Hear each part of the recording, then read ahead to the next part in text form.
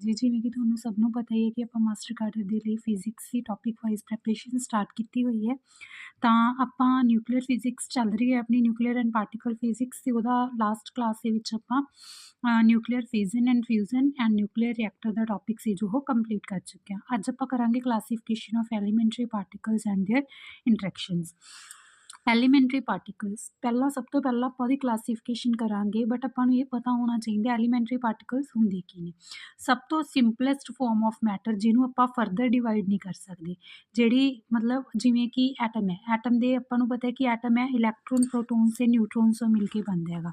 Atom ਦੇ ਵਿੱਚ ਸਬ atomic particles ਕਿਹੜੇ ਨੇ? ਇਲੈਕਟ੍ਰੋਨ, ਪ੍ਰੋਟੋਨ ਤੇ ਨਿਊਟਰੋਨਸ। ਇਹਨਾਂ ਨੂੰ ਆਪਾਂ ਐਲੀਮੈਂਟਰੀ ਪਾਰਟੀਕਲਸ ਕਹਿੰਦੇ ਹਾਂ ਕਿ ਇਹ ਐਟਮ ਦੇ ਐਲੀਮੈਂਟਰੀ ਪਾਰਟੀਕਲਸ ਨੇ ਜਿਹੜੇ ਫਰਦਰ ਡਿਵਾਈਡ ਨਹੀਂ ਹੋ ਸਕਦੇ, ਜਿਨ੍ਹਾਂ ਦੀ ਖੁਦ ਦੀ ਸਬਸਟਰਕਚਰ ਨਹੀਂ ਹੈਗੀ। ਠੀਕ ਹੈ, ਇਹਨਾਂ ਨੂੰ ਡਿਵਾਈਡ ਨਹੀਂ ਕਰ ਸਕਦੇ, ਇਹਨਾਂ ਦੀ ਖੁਦ ਦੀ ਸਬਸਟਰਕਚਰ ਨਹੀਂ ਹੁੰਦੀ।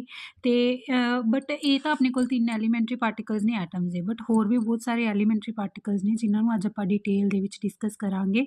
ਤੇ ਜਿਹੜੇ ਇਹ ਐਲੀਮੈਂਟਰੀ ਪਾਰਟੀਕਲਸ ਨੇ, most of the elementary particle short lived ਹੁੰਦੇ ਨੇ, ਮਤਲਬ ਸਟੇਬਲ ਨਹੀਂ ਹੁੰਦੇ। ਬਟ ਕੁਝ ਹੁੰਦੇ ਨੇ ਜਿਹੜੇ ਸਟੇਬਲ ਵੀ ਹੁੰਦੇ ਨੇ, ਜਿਨ੍ਹਾਂ ਦੀ ਲੌਂਗ ਲਾਈਫ ਵੀ ਹੁੰਦੀ ਹੈ। ਇਲੈਕਟ੍ਰੋਨ, ਪ੍ਰੋਟੋਨ, ਨਿਊਟਰੋਨ, ਨਿਊਟਰੀਨੋਜ਼, ਇਹ ਐਲੀਮੈਂਟਰੀ ਪਾਰਟੀਕਲਸ ਲੌਂਗ ਲਿਵਡ ਹੁੰਦੇ ਨੇ, ਮਤਲਬ ਇਹਨਾਂ ਦੀ ਲਾਈਫ ਹੁੰਦੀ ਹੈ। Most of the elementary particle short lived ਹੁੰਦੇ ਨੇ। ਆਪਾਂ ਕਹਿ ਰਹੇ ਹਾਂ ਕਿ ਇਹ ਐਲੀਮੈਂਟਰੀ ਪਾਰਟੀਕਲਸ ਨੂੰ ਆਪਾਂ ਫਰਦਰ ਡਿਵਾਈਡ ਨਹੀਂ ਕਰ ਸਕਦੇ, ਬਟ ਇੱਥੇ ਤੱਕ ਠੀਕ ਹੈ। ਆਪਾਂ ਮਤਲਬ ਇਹਨਾਂ ਨੂੰ ਐਲੀਮੈਂਟਰੀ ਪਾਰਟੀਕਲਸ ਕਹਿ ਰਹੇ ਹਾਂ। ਬਟ ਜਦੋਂ ਫਰਦਰ ਆਪਣੇ ਕੋਲ ਹੋਰ ਇਨਵੈਂਸ਼ਨਸ ਹੁੰਦੀਆਂ ਨੇ, ਅੱਗੇ ਆਪਾਂ ਕਰਾਂਗੇ ਕੁਆਰਕਸ ਵੀ, ਮਤਲਬ ਇਹ ਐਲੀਮੈਂਟਸ ਵੀ ਅੱਗੇ ਕੁਆਰਕਸ ਤੋਂ ਮਿਲ ਕੇ ਬਣਦੇ ਨੇਗੇ, ਇਹ ਪਾਰਟੀਕਲਸ ਵੀ ਅੱਗੇ ਕੁਆਰਕਸ ਤੋਂ ਮਿਲ ਕੇ ਬਣਦੇ ਨੇ। ਬਟ ਫਿਲਹਾਲ ਲਈ ਆਪਾਂ ਇਹ ਮੰਨ ਕੇ ਚੱਲਦੇ ਹਾਂ ਕਿ ਇਹ ਐਲੀਮੈਂਟਰੀ ਪਾਰਟੀਕਲਸ ਉਹ ਹੁੰਦੇ ਨੇ ਜਿਨ੍ਹਾਂ ਦੀ ਕੋਈ ਸਬਸਟਰਕਚਰ ਨਹੀਂ ਹੁੰਦੀ। ਬਟ ਅੱਗੇ ਆਪਾਂ ਕੁਆਰਕਸ ਡਿਸਕਸ ਕਰਾਂਗੇ, ਉਹ ਕੁਆਰਕਸ ਤੋਂ ਮਿਲ ਕੇ ਇਹ ਪਾਰਟੀਕਲਸ ਬਣਦੇ ਨੇ। ਠੀਕ ਹੈ, ਫਰਦਰ ਇਨਵੈਂਸ਼ਨਸ ਹੁੰਦੀਆਂ ਰਹਿੰਦੀਆਂ ਨੇ ਮਤਲਬ। ਤਾਂ ਆਪਣੇ ਕੋਲ ਐਲੀਮੈਂਟਰੀ ਪਾਰਟੀਕਲਸ, ਆਪਣੇ ਕੋਲ ਸਭ ਤੋਂ ਪਹਿਲਾਂ ਇੱਕ ਬੋਜ਼ੋਨਸ ਹੁੰਦੇ ਨੇ, ਇੱਕ ਫਰਮਿਓਨਸ ਹੁੰਦੇ ਨੇ। ਬੋਜ਼ੋਨਸ ਤੇ ਫਰਮਿਓਨਸ ਕੀ ਹੁੰਦੇ ਨੇ? ਆਪਣੇ ਕੋਲ ਐਂਗੂਲਰ ਮੋਮੈਂਟਮ ਹੁੰਦਾ, ਜਿਹੜਾ ਐਂਗੂਲਰ ਮੋਮੈਂਟਮ ਅਗਰ ਤਾਂ ਕਿਸੇ ਵੀ ਪਾਰਟੀਕਲ ਦਾ angular momentum integral multiple of H cross ਦੇ ਇਕੁਅਲ ਹੋਵੇ, ਐਨ ਇੰਟੀਜ਼ਰ ਹੋ ਗਿਆ, ਐਚ ਕ੍ਰੋਸ ਦੇ ਇੰਟੈਗਰਲ ਮਲਟੀਪਲ ਦੇ ਇਕੁਅਲ ਅਗਰ ਕਿਸੇ ਐਲੀਮੈਂਟ ਦਾ ਐਂਗੂਲਰ ਮੋਮੈਂਟਮ ਹੈ, ਉਹਨੂੰ ਆਪਾਂ ਬੋਜ਼ੋਨ ਕਹਿੰਦੇ ਹਾਂ। ਤੇ ਅਗਰ ਕਿਸੇ ਵੀ ਐਲੀਮੈਂਟ ਦਾ ਜਿਹੜਾ ਐਂਗੂਲਰ ਮੋਮੈਂਟਮ ਹੈ ਉਹ ਹਾਫ ਇੰਟੈਗਰਲ ਮਲਟੀਪਲ ਹੋਵੇ, n/2 ਹੈ, half integral multiple of H cross ਹੋਵੇ, ਉਹਨੂੰ ਆਪਾਂ ਫਰਮਿਓਨਸ ਕਹਿੰਦੇ ਹਾਂ। ਬੋਜ਼ੋਨਸ ਤੇ ਫਰਮਿਓਨਸ, ਆਪਣੇ ਕੋਲ ਜਿਹੜੀ ਐਲੀਮੈਂਟਰੀ ਪਾਰਟੀਕਲਸ ਨੇ ਇਹਨਾਂ ਦੀ ਆਪਾਂ 3 ਬੇਸ 'ਤੇ ਕਲਾਸੀਫਿਕੇਸ਼ਨ ਕਰ ਸਕਦੇ ਹਾਂ। ਆਪਾਂ ਕਲਾਸੀਫਿਕੇਸ਼ਨ ਇਹਦੀ ਜਿਹੜੀ ਹੁੰਦੀ ਹੈ ਉਹ ਮਾਸ ਦੇ ਬੇਸ 'ਤੇ ਵੀ ਹੋ ਸਕਦੀ ਹੈ, ਸਪਿਨ ਦੇ ਬੇਸ 'ਤੇ ਵੀ ਹੋ ਸਕਦੀ ਹੈ, ਤੇ ਇੰਟਰੈਕਸ਼ਨ ਦੇ ਬੇਸ 'ਤੇ ਵੀ ਹੋ ਸਕਦੀ ਹੈ। ਇੰਟਰੈਕਸ਼ਨ ਮਤਲਬ ਉਹਨਾਂ ਦੇ ਵਿੱਚ ਫੋਰਸਿਸ ਹੁੰਦੀਆਂ ਨੇ ਜਿਹੜੀਆਂ ਆਪਾਂ ਵੈਸੇ ਪ੍ਰੀਵੀਅਸ ਕਲਾਸਿਸ ਦੇ ਵਿੱਚ ਵੀ ਪੜ੍ਹਦੇ ਆਏ ਹਾਂ ਕਿ ਗ੍ਰੈਵੀਟੇਸ਼ਨਲ ਫੋਰਸ ਹੁੰਦੀ ਹੈ, ਇੱਕ ਇਲੈਕਟ੍ਰੋਮੈਗਨੈਟਿਕ ਫੋਰਸ ਹੁੰਦੀ ਹੈ, ਸਟਰੋਂਗ ਫੋਰਸਿਸ, ਨਿਊਕਲੀਅਰ ਫੋਰਸਿਸ ਹੁੰਦੀਆਂ ਨੇ, ਵੀਕ ਫੋਰਸਿਸ ਹੁੰਦੀਆਂ ਨੇ, ਜਿਹੜੀਆਂ ਇਹ ਇੰਟਰੈਕਸ਼ਨਸ ਹੁੰਦੀਆਂ ਨੇ ਇਹਨਾਂ ਦੇ ਬੇਸ 'ਤੇ ਵੀ ਕਲਾਸੀਫਿਕੇਸ਼ਨ ਕਰ ਸਕਦੇ ਹਾਂ। ਤਾਂ ਬੇਸਿਕਲੀ ਆਪਣੇ ਸਿਲੇਬਸ ਦੇ ਵਿੱਚ ਹੈ ਐਲੀਮੈਂਟਰੀ ਪਾਰਟੀਕਲਸ ਦੀ ਕਲਾਸੀਫਿਕੇਸ਼ਨ ਤੇ ਉਹਨਾਂ ਦੀ ਇੰਟਰੈਕਸ਼ਨ। ਤਾਂ ਆਪਾਂ ਇੰਟਰੈਕਸ਼ਨ ਦੇ ਬੇਸ 'ਤੇ ਹੀ ਕਲਾਸੀਫਿਕੇਸ਼ਨ ਕਰਾਂਗੇ। ਆਪਾਂ ਨੂੰ ਮੇਨ ਤਾਂ ਇਹ ਹੈ ਮੋਟਿਵ ਆਪਣਾ ਕਿ ਆਪਾਂ ਨੂੰ ਐਲੀਮੈਂਟਰੀ ਪਾਰਟੀਕਲਸ ਦੇ ਬਾਰੇ ਪਤਾ ਹੋਣਾ ਚਾਹੀਦਾ, ਕਿਹੜਾ ਐਲੀਮੈਂਟਰੀ ਪਾਰਟੀਕਲ ਨੂੰ ਆਪਾਂ ਲੈਪਟੋਨ ਕਹਿੰਦੇ ਹਾਂ, ਕਿਹਨੂੰ ਹੈਡਰੋਨ ਕਹਿੰਦੇ ਹਾਂ। ਆਪਾਂ ਕਿਸੇ ਵੀ ਬੇਸ 'ਤੇ ਕਲਾਸੀਫਿਕੇਸ਼ਨ ਕਰੀਏ, ਬਟ ਆਪਾਂ ਨੂੰ ਐਲੀਮੈਂਟਸ ਯਾਦ ਹੋਣੇ ਚਾਹੀਦੇ ਨੇ। ਤਾਂ ਆਪਾਂ ਇੰਟਰੈਕਸ਼ਨ ਦੇ ਬੇਸ 'ਤੇ ਹੀ ਕਰਦੇ ਹਾਂ ਕਿਉਂਕਿ ਆਪਾਂ ਨੇ ਅੱਗੇ ਇੰਟਰੈਕਸ਼ਨ ਦਾ ਟੌਪਿਕ ਕਰਨਾ ਵੀ ਹੈ। ਠੀਕ ਹੈ, ਹਜੇ ਆਪਾਂ ਇੰਟਰੈਕਸ਼ਨ ਬਾਰੇ ਕੁਝ ਡਿਸਕਸ ਨਹੀਂ ਕਰ ਰਹੇ, ਬਟ ਆਪਾਂ ਐਲੀਮੈਂਟਰੀ ਪਾਰਟੀਕਲਸ ਦੀ ਕਲਾਸੀਫਿਕੇਸ਼ਨ ਕਰ ਰਹੇ ਹਾਂ ਫਿਲਹਾਲ ਲਈ। ਇਹ ਸਮਝ ਕੇ ਤੁਹਾਨੂੰ ਅੱਗੇ ਇੰਟਰੈਕਸ਼ਨਸ ਸਮਝਣਾ ਥੋੜ੍ਹਾ ਜਿਹਾ ਈਜ਼ੀ ਹੋ ਜਾਊਗਾ। ਐਲੀਮੈਂਟਰੀ ਪਾਰਟੀਕਲਸ ਦੀ ਕਲਾਸੀਫਿਕੇਸ਼ਨ ਕਰਦੇ ਹਾਂ, ਥੋੜ੍ਹਾ ਉਹਦੇ ਇੰਟਰੈਕਸ਼ਨਸ ਦੇ ਬਾਰੇ ਵੀ ਨਾਲ ਡਿਸਕਸ ਕਰਦੇ ਜਾਵਾਂਗੇ, ਥੋੜ੍ਹਾ ਜਿਹਾ ਕਨਸੈਪਟ ਕਲੀਅਰ ਹੁੰਦਾ ਜਾਊਗਾ। ਆਪਣੇ ਕੋਲ ਐਲੀਮੈਂਟਰੀ ਪਾਰਟੀਕਲਸ ਬੇਸਿਕਲੀ 4 ਟਾਈਪਸ ਦੇ ਹੁੰਦੇ ਨੇ, ਗ੍ਰੈਵੀਟੋਨਸ, ਫੋਟੋਨਸ, ਲੈਪਟੋਨਸ ਤੇ ਹੈਡਰੋਨਸ। ਆਪਣੇ ਕੋਲ ਜਿਹੜੇ ਆਪਾਂ ਨੂੰ ਪਤਾ ਹੈ ਕਿ ਜਿਹੜੇ ਗ੍ਰੈਵੀਟੋਨਸ ਹੁੰਦੇ ਨੇ, ਗ੍ਰੈਵੀਟੇਸ਼ਨਲ ਫੋਰਸ, ਜਿਹੜੇ ਆਪਾਂ ਛੋਟੀ ਕਲਾਸਿਸ ਦੇ ਵਿੱਚ ਵੀ ਪੜ੍ਹਦੇ ਸੀ ਕਿ 2 ਮਾਸਿਸ ਦੇ ਵਿੱਚ ਹਰ ਇੱਕ ਕੋਈ ਵੀ 2 ਮਾਸ ਜੇ ਅਰਥ ਦੇ ਯੂਨੀਵਰਸ ਦੇ ਵਿੱਚ ਕਿਤੇ ਵੀ ਪਏ ਨੇ, ਉਹਨਾਂ ਦੇ ਵਿੱਚ ਗ੍ਰੈਵੀਟੇਸ਼ਨਲ ਫੋਰਸ ਤਾਂ ਲੱਗ ਹੀ ਰਹੀ ਹੈ। ਉਹ ਗ੍ਰੈਵੀਟੇਸ਼ਨਲ ਫੋਰਸ ਦੇ ਵਿੱਚ ਐਕਸਚੇਂਜ ਪਾਰਟੀਕਲਸ ਕੀ ਹੁੰਦੇ ਨੇ? ਗ੍ਰੈਵੀਟੋਨਸ। ਤਾਂ ਗ੍ਰੈਵੀਟੋਨਸ ਗ੍ਰੈਵੀਟੇਸ਼ਨਲ ਫੋਰਸ ਦੇ ਨਾਲ ਰਿਲੇਟਿਡ ਹੁੰਦੇ ਨੇ। ਉਸ ਤੋਂ ਬਾਅਦ ਫੋਟੋਨਸ ਆਪਣੇ ਕੋਲ ਇਲੈਕਟ੍ਰੋਮੈਗਨੈਟਿਕ ਫੋਰਸ, ਜਦੋਂ ਵੀ 2 ਪਾਰਟੀਕਲਸ ਦੇ ਵਿੱਚ ਉਹਨਾਂ ਦੇ ਵਿੱਚ ਐਕਸਚੇਂਜ ਪਾਰਟੀਕਲਸ ਕੀ ਹੁੰਦੇ ਨੇ? ਫੋਟੋਨਸ। ਤਾਂ ਇਹ ਗ੍ਰੈਵੀਟੇਸ਼ਨਲ ਫੋਰਸ ਦੇ ਐਕਸਚੇਂਜ ਪਾਰਟੀਕਲਸ, ਇਹ ਫੋਟੋਨਸ ਦੇ ਐਕਸਚੇਂਜ ਇਲੈਕਟ੍ਰੋਮੈਗਨੈਟਿਕ ਫੋਰਸ ਦੇ ਐਕਸਚੇਂਜ ਪਾਰਟੀਕਲਸ। ਦੈਨ ਆਪਣੇ ਕੋਲ ਲੈਪਟੋਨਸ ਨੇ, ਹੈਡਰੋਨਸ ਨੇ। ਆਪਾਂ ਇਹਨਾਂ ਦੀ ਕਲਾਸੀਫਿਕੇਸ਼ਨ ਮੇਨਲੀ ਕਰਨੀ ਹੈ। ਠੀਕ ਹੈ, ਇਹਨਾਂ ਦੀ ਆਪਣੇ ਕੋਲ ਜ਼ਿਆਦਾ ਮਤਲਬ ਕੋਈ ਇਨਫੋਰਮੇਸ਼ਨ ਨਹੀਂ ਹੈਗੀ, ਮਤਲਬ ਇਹਨਾਂ ਬਾਰੇ ਕੋਈ ਬਾਹਲੀ ਜ਼ਿਆਦਾ ਡਿਸਕਵਰੀ ਨਹੀਂ ਹੋਈ। ਠੀਕ ਹੈ, ਹਜੇ ਤੱਕ। ਤਾਂ ਆਪਣੇ ਕੋਲ ग्रैविटोन्स ते फोटोन्स ਜਿਹੜੇ ਆਪਣੇ ਕੋਲ ਜਿਨ੍ਹਾਂ ਦੀ ਸਪਿਨ ਇੰਟੈਗਰਲ ਹੁੰਦੀ ਹੈ 1 2 0 ਉਹਨਾਂ ਨੂੰ ਆਪਾਂ ਬੋਜ਼ੋਨਸ ਕਹਿੰਦੇ ਆ। ਤਾਂ ਇਹਨਾਂ ਦੀ ਦੋਨਾਂ ਦੀ ਇੰਟੈਗਰਲ ਸਪਿਨ ਹੈ, ਇਹਨਾਂ ਨੂੰ ਆਪਾਂ ਦੋਨਾਂ ਨੂੰ ਬੋਜ਼ੋਨਸ ਕਹਾਂਗੇ। ਮਾਸਲੈਸ ਬੋਜ਼ੋਨਸ ਕਿਉਂ ਕਹਿ ਰਹੇ ਹਾਂ, ਕਿਉਂਕਿ ਇਹਨਾਂ ਦਾ ਕੋਈ ਮਾਸ ਨਹੀਂ ਹੁੰਦਾ, ਠੀਕ ਹੈ, ਇਹ ਮਾਸਲੈਸ ਬੋਜ਼ੋਨਸ ਹੁੰਦੇ ਨੇ। ਦੈਨ ਆਪਣੇ ਕੋਲ ਜਿਹੜੀ ਆਪਾਂ ਡਿਸਕਸ਼ਨ ਕਰਨੀ ਹੈ ਲੈਪਟੋਨਸ ਤੇ ਹੈਡਰੋਨਸ। ਲੈਪਟੋਨਸ ਦੀ ਆਪਣੇ ਕੋਲ ਸਪਿਨ ਕਿੰਨੀ ਹੁੰਦੀ ਹੈ, ਹਾਫ। ਹੈਡਰੋਨਸ ਦੀ ਸਪਿਨ ਕਿਉਂ ਨਹੀਂ ਲਿਖੀ, ਕਿਉਂਕਿ ਹੈਡਰੋਨਸ ਦੇ ਅੱਗੇ ਵੀ ਕਲਾਸੀਫਿਕੇਸ਼ਨ ਹੈ, ਫਿਰ ਅੱਗੇ ਜਿਹੜੇ ਉਹਨਾਂ ਦੇ ਕਲਾਸਿਸ ਨੇ ਉਹਨਾਂ ਦੇ ਵਿੱਚ ਅਲੱਗ-ਅਲੱਗ ਸਪਿਨ ਹੈ, ਤਾਂ ਆਪਾਂ ਇੱਥੇ ਕੰਬਾਈਨਡ ਸਪਿਨ ਕੋਈ ਨਹੀਂ ਲਿਖ ਸਕਦੇ। ਤਾਂ ਲੈਪਟੋਨਸ ਦੀ ਸਪਿਨ ਕਿੰਨੀ ਹੁੰਦੀ ਹੈ, ਹਾਫ। ਲੈਪਟੋਨਸ ਆਪਣੇ ਕੋਲ 6 ਟਾਈਪਸ ਦੇ ਹੁੰਦੇ ਨੇਗੇ, ਠੀਕ ਹੈ, 6 ਟਾਈਪਸ ਦੇ ਲੈਪਟੋਨਸ ਨੇ, ਫਿਰ 6 ਹੀ ਉਹਨਾਂ ਦੇ ਐਂਟੀ ਪਾਰਟੀਕਲਸ ਨੇ, ਤਾਂ ਟੋਟਲ ਆਪਣੇ ਕੋਲ 12 ਹੋ ਗਏ। ਕਿਹੜੇ ਕਿਹੜੇ ਨੇ, electron, muon, tau. Electron, muon, to, ਇਹ ਆਪਣੇ ਕੋਲ ਕੀ ਨੇ, 3 ਆਪਣੇ ਕੋਲ ਲੈਪਟੋਨ ਨੇ। ਫਿਰ ਇਹਨਾਂ ਦੇ ਨਿਊਟਰੀਨੋਜ਼ ਨੇ, ਇਲੈਕਟ੍ਰੋਨ ਦਾ ਨਿਊਟਰੀਨੋ, ਮਿਊਨ ਦਾ ਨਿਊਟਰੀਨੋ ਤੇ ਟੋ ਦਾ neutrino. Electron, muon, tau, electron neutrino, muon neutrino, tau neutrino. ਇਹ ਆਪਣੇ ਕੋਲ 6 ਹੋ ਗਏ ਪਾਰਟੀਕਲਸ। ਫਿਰ ਇਹਨਾਂ ਦੇ 6 ਐਂਟੀ ਪਾਰਟੀਕਲਸ ਨੇ। ਇਲੈਕਟ੍ਰੋਨ ਦਾ ਐਂਟੀ ਪਾਰਟੀਕਲ ਪੋਜ਼ੀਟ੍ਰੋਨ, ਮਿਊਨ ਦਾ anti particle mu positive, tau negative ਦਾ ਐਂਟੀ ਪਾਰਟੀਕਲ ਟੋ ਪੋਜ਼ੀਟਿਵ। ਫਿਰ ਇਲੈਕਟ੍ਰੋਨ ਦਾ ਐਂਟੀ ਨਿਊਟਰੀਨੋ, ਮਿਊਨ ਦਾ ਐਂਟੀ ਨਿਊਟਰੀਨੋ ਤੇ ਟੋ ਦਾ ਐਂਟੀ ਨਿਊਟਰੀਨੋ। ਜਿਵੇਂ ਉਹਨਾਂ ਦੇ ਨਿਊਟਰੀਨੋਜ਼ ਨੇ ਉਵੇਂ ਇਹਨਾਂ ਦੇ ਐਂਟੀ ਨਿਊਟਰੀਨੋਜ਼ ਨੇ। ਤਾਂ ਇਹ ਹੋ ਗਏ ਆਪਣੇ ਕੋਲ ਲੈਪਟੋਨਸ, 12 ਲੈਪਟੋਨਸ ਹੋ ਗਏ, ਮਤਲਬ 6 ਲੈਪਟੋਨਸ, 6 ਉਹਨਾਂ ਦੇ ਐਂਟੀ ਪਾਰਟੀਕਲਸ। ਦੈਨ ਆਪਣੇ ਕੋਲ ਅੱਗੇ ਕਲਾਸ ਹੈ ਹੈਡਰੋਨਸ ਦੀ। ਹੁਣ ਆਪਾਂ ਕਲਾਸੀਫਿਕੇਸ਼ਨ ਕਰਾਂਗੇ ਬੇਰੀਓਨਸ ਦੀ। ਬੇਰੀਓਨਸ ਆਪਣੇ ਕੋਲ ਫਰਮੀਓਨਸ ਹੁੰਦੇ ਨੇ, ਮਤਲਬ ਇਹਨਾਂ ਦੀ ਹਾਫ ਇੰਟੈਗਰਲ ਸਪਿਨ ਹੁੰਦੀ ਹੈ। 2 ਟਾਈਪ ਦੇ ਬੇਰੀਓਨਸ ਨੇ, ਨਿਊਕਲੀਓਨਸ ਤੇ ਹਾਈਪਰੋਨਸ। ਨਿਊਕਲੀਓਨਸ ਦਾ ਸਭ ਨੂੰ ਪਤਾ ਹੀ ਹੈ ਕਿ ਨਿਊਕਲੀਅਸ ਦੇ ਅੰਦਰ ਜਿਹੜੇ ਹੁੰਦੇ ਨੇ ਪਾਰਟੀਕਲਸ ਉਹ ਨਿਊਕਲੀਓਨਸ ਹੁੰਦੇ ਨੇ। ਕਿਹੜੇ ਹੁੰਦੇ ਨੇ, ਪ੍ਰੋਟੋਨਸ ਤੇ ਨਿਊਟਰੋਨਸ। ਤਾਂ ਇਹਦੇ ਵਿੱਚ ਪ੍ਰੋਟੋਨਸ ਤੇ ਨਿਊਟਰੋਨਸ ਆਉਂਦੇ ਨੇ ਜਿਨ੍ਹਾਂ ਦੀ ਹਾਫ ਇੰਟੈਗਰਲ ਸਪਿਨ ਹੁੰਦੀ ਹੈ। ਪ੍ਰੋਟੋਨਸ ਤੇ ਨਿਊਟਰੋਨਸ ਹੈਗੇ ਨੇ, ਨਾਲ ਇਹਨਾਂ ਦੇ ਐਂਟੀ ਪਾਰਟੀਕਲਸ ਵੀ ਨੇ। ਆਪਣੇ ਕੋਲ ਪੀ ਦਾ ਐਂਟੀ ਪਾਰਟੀਕਲ ਪੀ ਬਾਰ ਦੇ ਨਾਲ ਰਿਪਰੈਜ਼ੈਂਟ ਕਰ ਰਿਹਾ, ਅਤੇ ਨਿਊਟਰੋਨ ਦਾ ਐਂਟੀ ਪਾਰਟੀਕਲ ਐਨ ਬਾਰ ਦੇ ਨਾਲ, ਠੀਕ ਹੈ। ਦੈਨ ਹਾਈਪਰੋਨਸ ਨੇ, 7 ਹਾਈਪਰੋਨਸ ਨੇ, sigma positive, sigma negative, sigma 0।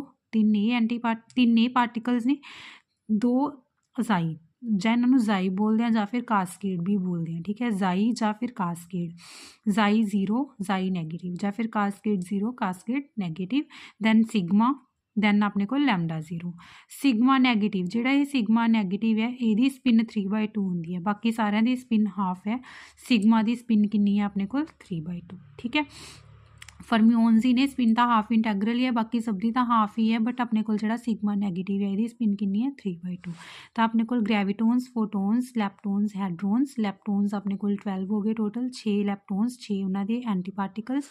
ਹੈਡਰੋਨਸ 2 type ਦੇ ਨੇ, ਮਿਜ਼ੋਨਸ ਤੇ ਬੇਰੀਓਨਸ। ਮਿਜ਼ੋਨਸ ਆਪਣੇ ਕੋਲ 6 ਹੋ ਗਏ ਅਤੇ 2 ਦੇ ਐਂਟੀ ਪਾਰਟੀਕਲਸ ਵੀ ਨੇ। ਦੈਨ ਬੇਰੀਓਨਸ, ਬੇਰੀਓਨਸ 2 ਟਾਈਪ ਦੇ ਨੇ, ਨਿਊਕਲੀਓਨਸ ਤੇ ਹਾਈਪਰੋਨਸ। 2 ਨਿਊਕਲੀਓਨਸ, 7 ਹਾਈਪਰੋਨਸ, ਠੀਕ ਹੈ। GPLH MBNH, ਐਵੇਂ ਯਾਦ ਰੱਖ ਸਕਦੇ ਹੋ, GPLH MBNH।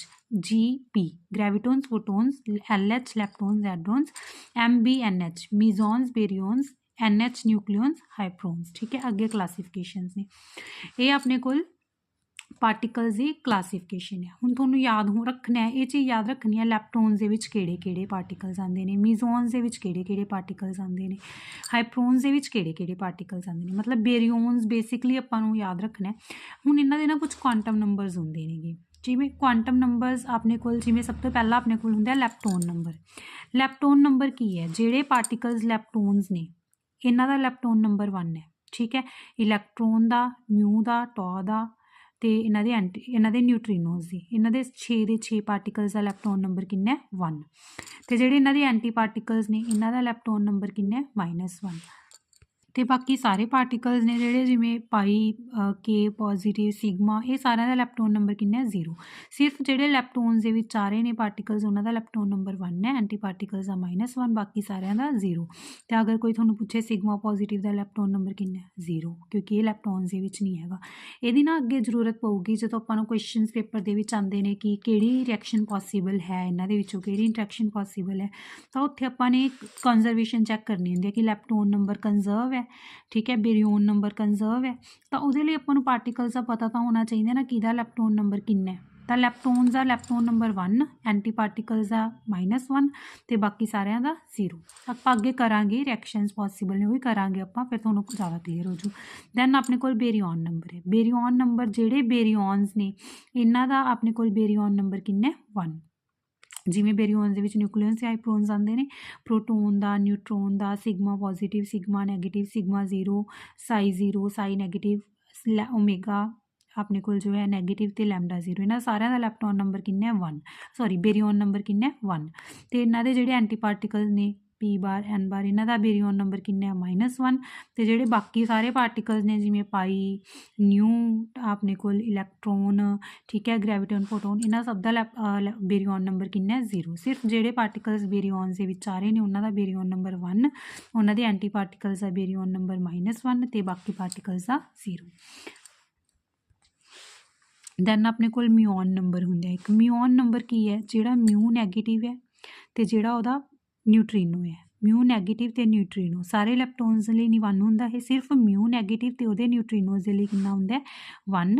ਤੇ ਮਿਊ ਨੈਗੇਟਿਵ ਦਾ ਜਿਹੜਾ ਐਂਟੀ ਪਾਰਟੀਕਲ ਹੈ ਮਿਊ ਪੋਜ਼ਿਟਿਵ, ਤੇ ਨਿਊਟਰੀਨੋ ਦਾ ਜਿਹੜਾ ਐਂਟੀ ਪਾਰਟੀਕਲ ਹੈ ਆਪਣੇ ਕੋਲ ਨਿਊਟਰੀਨੋ ਮਿਊ ਬਾਹਰ, ਇਹਨਾਂ ਦਾ ਕਿੰਨਾ ਹੁੰਦਾ -1। ਮਤਲਬ ਇਹ ਦੋਨੋਂ ਪਾਰਟੀਕਲਸ ਦਾ ਮਿਊਨ ਨੰਬਰ 1, ਇਹਨਾਂ ਦੋਨੋਂ ਐਂਟੀ ਪਾਰਟੀਕਲਸ ਦਾ ਮਿਊਨ ਨੰਬਰ -1 ਤੇ ਬਾਕੀ ਸਾਰਿਆਂ ਦਾ 0। ਮਤਲਬ ਅਗਰ ਆਪਾਂ ਨੂੰ ਕੋਈ ਪੁੱਛੇ ਨਿਊਟਰੀਨੋ ਇਲੈਕਟ੍ਰੋਨ ਦਾ ਮਿਊਨ ਨੰਬਰ ਵੀ ਕਿੰਨਾ ਹੈ 0, ਸਿਰਫ ਇਹ ਮਿਊ ਵਾਲਿਆਂ ਦੇ ਲਈ ਹੀ ਹੈ ਜਿਹੜਾ 1, ਠੀਕ ਹੈ। ਤਾਂ ਹੁਣ ਅਗਰ ਆਪਾਂ ਨੂੰ ਕੋਈ ਪੁੱਛੇ ਕਿ ਇਹ ਰਿਐਕਸ਼ਨ ਪੋਸੀਬਲ ਹੈਗੀ ਹੈ ਤਾਂ ਆਪਾਂ ਕੀ ਕਰਾਂਗੇ, ਆਪਾਂ ਇਹਦੇ ਵਿੱਚ ਲੈਪਟੋਨ ਨੰਬਰ, ਬੇਰੀਓਨ ਨੰਬਰ ਤੇ ਮਿਊਨ ਇਹ ਚੈੱਕ ਕਰਦੇ ਹਾਂ, ਠੀਕ ਹੈ। ਸਭ ਤੋਂ ਪਹਿਲਾਂ ਲੈਪਟੋਨ ਚੈੱਕ ਕਰਦੇ ਹਾਂ, ਕੀ ਪਾਈ ਲੈਪਟੋਨ ਹੈ? ਨਹੀਂ। ਲੈਪਟੋਨਸ ਦੇ ਵਿੱਚ ਕਿਹੜੇ ਆਉਂਦੇ ਨੇ ਆਪਣੇ ਕੋਲ? ਦੇਖੋ ਲੈਪਟੋਨਸ ਦੇ ਵਿੱਚ ਕਿਹੜੇ ਕਿਹੜੇ ਆਉਂਦੇ ਨੇਗੇ? ਇਲੈਕਟ੍ਰੋਨ, ਮਿਓਨ, ਟੋ ਤੇ ਉਹਨਾਂ ਦੇ ਨਿਊਟਰੀਨੋਸ। ਤਾਂ ਪਾਈ ਕੀ ਹੈ? ਮਿਓਨ ਨਹੀਂ ਹੈ, ਲੈਪਟੋਨ ਨਹੀਂ ਹੈਗਾ, ਤਾਂ ਪਾਈ ਦੇ ਲਈ ਲੈਪਟੋਨ ਨੰਬਰ ਕਿੰਨਾ ਹੋ ਜਾਊਗਾ 0। ਪਾਈ ਦੇ ਲਈ ਲੈਪਟੋਨ ਨੰਬਰ ਕਿੰਨਾ ਹੋ ਜਾਊਗਾ 0। ਤੇ ਮਿਊ ਪੋਜ਼ਿਟਿਵ ਕੀ ਹੈ? ਇਹ ਐਂਟੀ ਪਾਰਟੀਕਲ ਹੈ ਨਾ ਮਿਊ ਨੈਗੇਟਿਵ ਦਾ, ਤਾਂ ਇਹਦੇ ਲਈ ਕਿੰਨਾ ਹੋ ਜਾਊਗਾ -1। ਤੇ ਆਪਣੇ ਕੋਲ ਜਿਹੜਾ ਨਿਊ ਆਫ ਮਿਊਨ ਹੈ, ਮਿਊਨ ਦਾ ਜਿਹੜਾ ਨਿਊਟਰੀਨੋ ਹੈ, ਇਹਦੇ ਲਈ ਆਪਣੇ ਕੋਲ ਲੈਪਟੋਨ ਨੰਬਰ ਕਿੰਨਾ ਹੋ ਜਾਊਗਾ 1। ਤਾਂ ਦੇਖੋ ਇੱਧਰ ਵੀ 0 ਆ ਗਿਆ ਨਾ, ਤਾਂ ਆਪਣੇ ਕੋਲ ਲੈਫਟ ਹੈਂਡ ਸਾਈਡ 'ਤੇ ਵੀ 0 ਹੈ, ਰਾਈਟ ਹੈਂਡ ਸਾਈਡ 'ਤੇ ਵੀ 0 ਹੈ, ਤਾਂ ਲੈਪਟੋਨ ਨੰਬਰ ਕੀ ਹੈ? ਕੰਜ਼ਰਵ ਹੈ। ਦੈਨ ਆਪਾਂ ਬੇਰੀਓਨ ਨੰਬਰ ਚੈੱਕ ਕਰਦੇ ਹਾਂ। ਦੇਖੋ ਬੇਰੀਓਨ ਨੰਬਰ ਆਪਣੇ ਕੋਲ ਜਿਹੜਾ ਪਾਈ ਹੈ, ਪਾਈ ਬੇਰੀਓਨ ਤਾਂ ਨਹੀਂ ਹੈਗਾ, ਪਾਈ ਕੀ ਹੈ? ਮਿਜ਼ੋਨ, ਤਾਂ ਇਹਦੇ ਲਈ ਬੇਰੀਓਨ ਨੰਬਰ ਕਿੰਨਾ ਹੋਊਗਾ 0। ਤਾਂ ਬੇਰੀਓਨ ਨੰਬਰ ਇਹਦੇ ਲਈ ਕਿੰਨਾ ਹੋ ਗਿਆ 0। ਤੇ ਆਪਣੇ ਕੋਲ ਮਿਊ ਤੇ ਜਿਹੜਾ ਨਿਊਟਰੀਨੋ ਹੈ ਇਹਨਾਂ ਦੇ ਲਈ ਤਾਂ 0 ਹੋਊਗਾ ਹੀ, ਕਿਉਂਕਿ ਇਹ ਤਾਂ ਲੈਪਟੋਨਸ ਦੇ ਵਿੱਚ ਆਉਂਦੇ ਨੇ, ਬੇਰੀਓਨਸ ਨਹੀਂ ਹੈਗੇ, ਤਾਂ ਬੇਰੀਓਨ ਨੰਬਰ ਵੀ ਕੀ ਹੋ ਗਿਆ ਕੰਜ਼ਰਵ। ਦੈਨ ਮਿਊਨ, ਮਿਊ ਨੰਬਰ ਆਪਾਂ ਚੈੱਕ ਕਰਾਂਗੇ, ਠੀਕ ਹੈ। ਪਾਈ ਤਾਂ ਆਪਣੇ ਕੋਲ ਕੀ ਹੈ? ਪਾਈ ਤਾਂ ਮਿਜ਼ੋਨ ਹੈ, ਇਹਦੇ ਲਈ ਮਿਊਨ ਨੰਬਰ ਕਿੰਨਾ ਹੋਊਗਾ 0। ਦੈਨ ਆਪਣੇ ਕੋਲ ਮਿਊ ਪੋਜ਼ਿਟਿਵ, ਮਿਊ ਪੋਜ਼ਿਟਿਵ ਆਪਣੇ ਕੋਲ ਕੀ ਹੈ? ਐਂਟੀ ਪਾਰਟੀਕਲ, ਐਂਟੀ ਪਾਰਟੀਕਲ ਦੇ ਲਈ ਆਪਾਂ ਨੇ ਕੀ ਕਿਹਾ ਸੀ? ਮਿਊਨ ਨੰਬਰ ਕਿੰਨਾ ਹੁੰਦਾ 1। ਤੇ ਨਿਊਟਰੀਨੋ ਆਫ ਮਿਊ ਦੇ ਲਈ ਮਿਊਨ ਨੰਬਰ ਕਿੰਨਾ ਹੋਊਗਾ 1। ਐਂਟੀ ਪਾਰਟੀਕਲ ਦੇ ਲਈ -1 ਤੇ ਇਹਦੇ ਲਈ ਕਿੰਨਾ ਹੋਊਗਾ 1। ਤੇ ਇੱਥੇ ਕਿੰਨਾ ਆ ਜਾਊਗਾ -1 + 1, ਆਪਣੇ ਕੋਲ ਇਹ ਵੀ ਕੀ ਹੋ ਗਿਆ 0। ਤਾਂ ਮਿਓਨ ਨੰਬਰ ਵੀ ਕੰਜ਼ਰਵ ਹੋ ਗਿਆ, ਲੈਪਟੋਨ ਨੰਬਰ ਵੀ ਕੰਜ਼ਰਵ ਹੋ ਗਿਆ ਤੇ ਬੇਰੀਓਨ ਨੰਬਰ ਵੀ ਕੰਜ਼ਰਵ ਹੋ ਗਿਆ। ਤਾਂ ਇਹ ਇੰਟਰੈਕਸ਼ਨ ਆਪਣੇ ਕੋਲ ਕੀ ਹੈ? ਪੋਸੀਬਲ। ਤਾਂ ਆਪਾਂ ਨੇ ਇੱਕ ਚਾਰਜ ਵੀ ਚੈੱਕ ਕਰਦੇ ਹੁੰਦੇ ਹਾਂ, ਕਿਉਂ? ਦੇਖੋ ਇੱਧਰ ਆਪਣੇ ਕੋਲ ਕਿੰਨਾ ਹੈ +1, ਇਹਦਾ ਚਾਰਜ ਵੀ ਕਿੰਨਾ ਹੈ +1, ਇਹ 'ਤੇ ਕੋਈ ਚਾਰਜ ਨਹੀਂ ਹੈਗਾ ਤਾਂ 0, 1 = 1, ਤਾਂ ਇਹ ਵੀ ਚਾਰਜ ਵੀ ਕੀ ਹੈ? ਕੰਜ਼ਰਵ। ਅੱਗੇ ਆਪਾਂ ਹੋਰ ਵੀ ਕੁਆਂਟਮ ਨੰਬਰਸ ਕਰਾਂਗੇ। ਬੇਸਿਕਲੀ ਹਜੇ ਜਿੰਨਾ ਕੁ ਆਪਾਂ ਕੀਤਾ ਹੈ ਮੈਂ ਉਹਦੇ ਬੇਸ 'ਤੇ ਤੁਹਾਨੂੰ ਇੱਕ ਸਿੰਪਲੈਸਟ ਐਗਜ਼ਾਮਪਲ ਦਿਖਾਈ ਹੈ ਕਿ ਐਵੇਂ ਦੇ ਕੁਐਸਚਨਸ ਆਪਣੇ ਕੋਲ ਪੇਪਰ ਦੇ ਵਿੱਚ ਆਉਂਦੇ ਹੁੰਦੇ ਨੇ, ਠੀਕ ਹੈ। ਦੈਨ ਆਪਣੇ ਕੋਲ ਕੀ ਹੈ? ਆਈਸੋਸਪਿਨ। ਅਗਲਾ ਕੁਆਂਟਮ ਨੰਬਰ ਹੈ ਆਈਸੋਸਪਿਨ। ਆਪਣੇ ਕੋਲ ਆਪਾਂ ਕਲਾਸੀਫਿਕੇਸ਼ਨ ਕੀਤੀ ਐਲੀਮੈਂਟਰੀ ਪਾਰਟੀਕਲਸ ਦੀ, ਆਪਾਂ ਨੇ ਕਿਹਾ ਕਿ ਕੁਝ ਬੋਜ਼ੋਨਸ ਹੁੰਦੇ ਨੇ, ਕੁਝ ਫਰਮਿਓਨਸ ਹੁੰਦੇ ਨੇ। ਚਲੋ ਆਪਾਂ ਬੋਜ਼ੋਨਸ ਤੇ ਫਰਮਿਓਨਸ ਦੀ ਕਲਾਸਿਸ ਦੇ ਵਿੱਚ ਅਗਰ ਡਿਵਾਈਡ ਕਰੀਏ, ਗ੍ਰੈਵਿਟੋਨਸ, ਫੋਟੋਨਸ ਤੇ ਇੱਕ ਮੀਜ਼ੋਨਸ ਜਿਨ੍ਹਾਂ ਦੀ ਸਪਿਨ 0 ਸੀ, ਇਹ ਵੀ ਕੀ ਨੇ? ਬੋਜ਼ੋਨਸ। ਗ੍ਰੈਵਿਟੋਨਸ, ਫੋਟੋਨਸ, ਮੀਜ਼ੋਨਸ। ਦੈਨ ਆਪਣੇ ਕੋਲ ਫਰਮਿਓਨਸ ਦੇ ਵਿੱਚ ਕਿਹੜੇ ਆ ਰਹੇ ਸੀ? ਲੈਪਟੋਨਸ ਤੇ ਬੇਰੀਓਨਸ, ਠੀਕ ਹੈ। ਲੈਪਟੋਨਸ ਤੇ ਬੇਰੀਓਨਸ। ਬੇਰੀਓਨਸ ਦੀ ਅੱਗੇ 2 ਕਲਾਸੀਫਿਕੇਸ਼ਨ ਸੀ, ਨਿਊਕਲੀਅਨਸ ਤੇ ਹਾਈਪਰੋਨਸ। ਹੁਣ ਮੈਂ ਤੁਹਾਨੂੰ ਆਈਸੋਸਪਿਨ ਕੱਢਣਾ ਸਿਖਾਉਂਗੀ ਕਿ ਆਈਸੋਸਪਿਨ ਫਾਈਂਡ ਆਊਟ ਕਿਵੇਂ ਕਰਿਆ ਕਰਦੇ ਹਾਂ। ਆਪਾਂ ਮੀਜ਼ੋਨਸ ਦੇ ਵਿੱਚ ਕਿਹੜੇ ਸੀ? ਪਾਈ ਵਾਲੇ ਸੀ, ਕੇ ਵਾਲੇ ਸੀ ਤੇ ਈਟਾ ਵਾਲੇ, ਇਹਨਾਂ ਨੂੰ ਅਲੱਗ-ਅਲੱਗ ਲਿਖ ਲਿਆ, ਠੀਕ ਹੈ। ਆਪਾਂ ਨੇ ਇੱਕ ਚੀਜ਼ ਯਾਦ ਰੱਖਣੀ ਹੈ, I3 ਨਾਲ ਆਪਾਂ ਆਈਸੋਸਪਿਨ ਨੂੰ ਰਿਪਰੈਜ਼ੈਂਟ ਕਰ ਰਹੇ ਹਾਂਗੇ। ਇਹ ਫਾਰਮੂਲਾ ਆਪਣੇ ਕੋਲ 2I3 + 1, 2I3 + 1 ਆਪਾਂ ਕਿਹਦੇ ਇਕੁਅਲ ਰੱਖਣਾ ਹੈ ਇਹਨੂੰ? ਜਿੰਨੇ ਪਾਰਟੀਕਲਸ ਨੇ ਕਿਸੇ ਦੇ, ਜਿਵੇਂ ਪਾਈ 3 ਨੇ ਆਪਣੇ ਕੋਲ, ਪਾਈ ਪੋਜ਼ਿਟਿਵ, ਪਾਈ ਨੈਗੇਟਿਵ, ਪਾਈ 0, ਤਾਂ 3 ਨੇ ਨਾ ਆਪਣੇ ਕੋਲ ਪਾਈ, ਤਾਂ ਇਹਨੂੰ ਆਪਾਂ 3 ਦੇ ਇਕੁਅਲ ਰੱਖ ਲਿਆ। ਇਹ ਤਾਂ ਆਪਾਂ ਨੇ ਲਿਖਣਾ ਹੀ ਲਿਖਣਾ ਹਰ ਇੱਕ ਦੇ ਵਿੱਚ। 3 ਦੇ ਇਕੁਅਲ ਕਿਉਂ ਰੱਖਿਆ? ਕਿਉਂਕਿ ਇਹਦੇ 3 ਪਾਰਟੀਕਲਸ ਨੇ। ਸੋਲਵ ਕੀਤਾ, I3 ਕਿੰਨੀ ਆ ਗਈ ਆਪਣੇ ਕੋਲ? 1, ਤਾਂ ਆਈਸੋਸਪਿਨ 1 ਆ ਗਈ।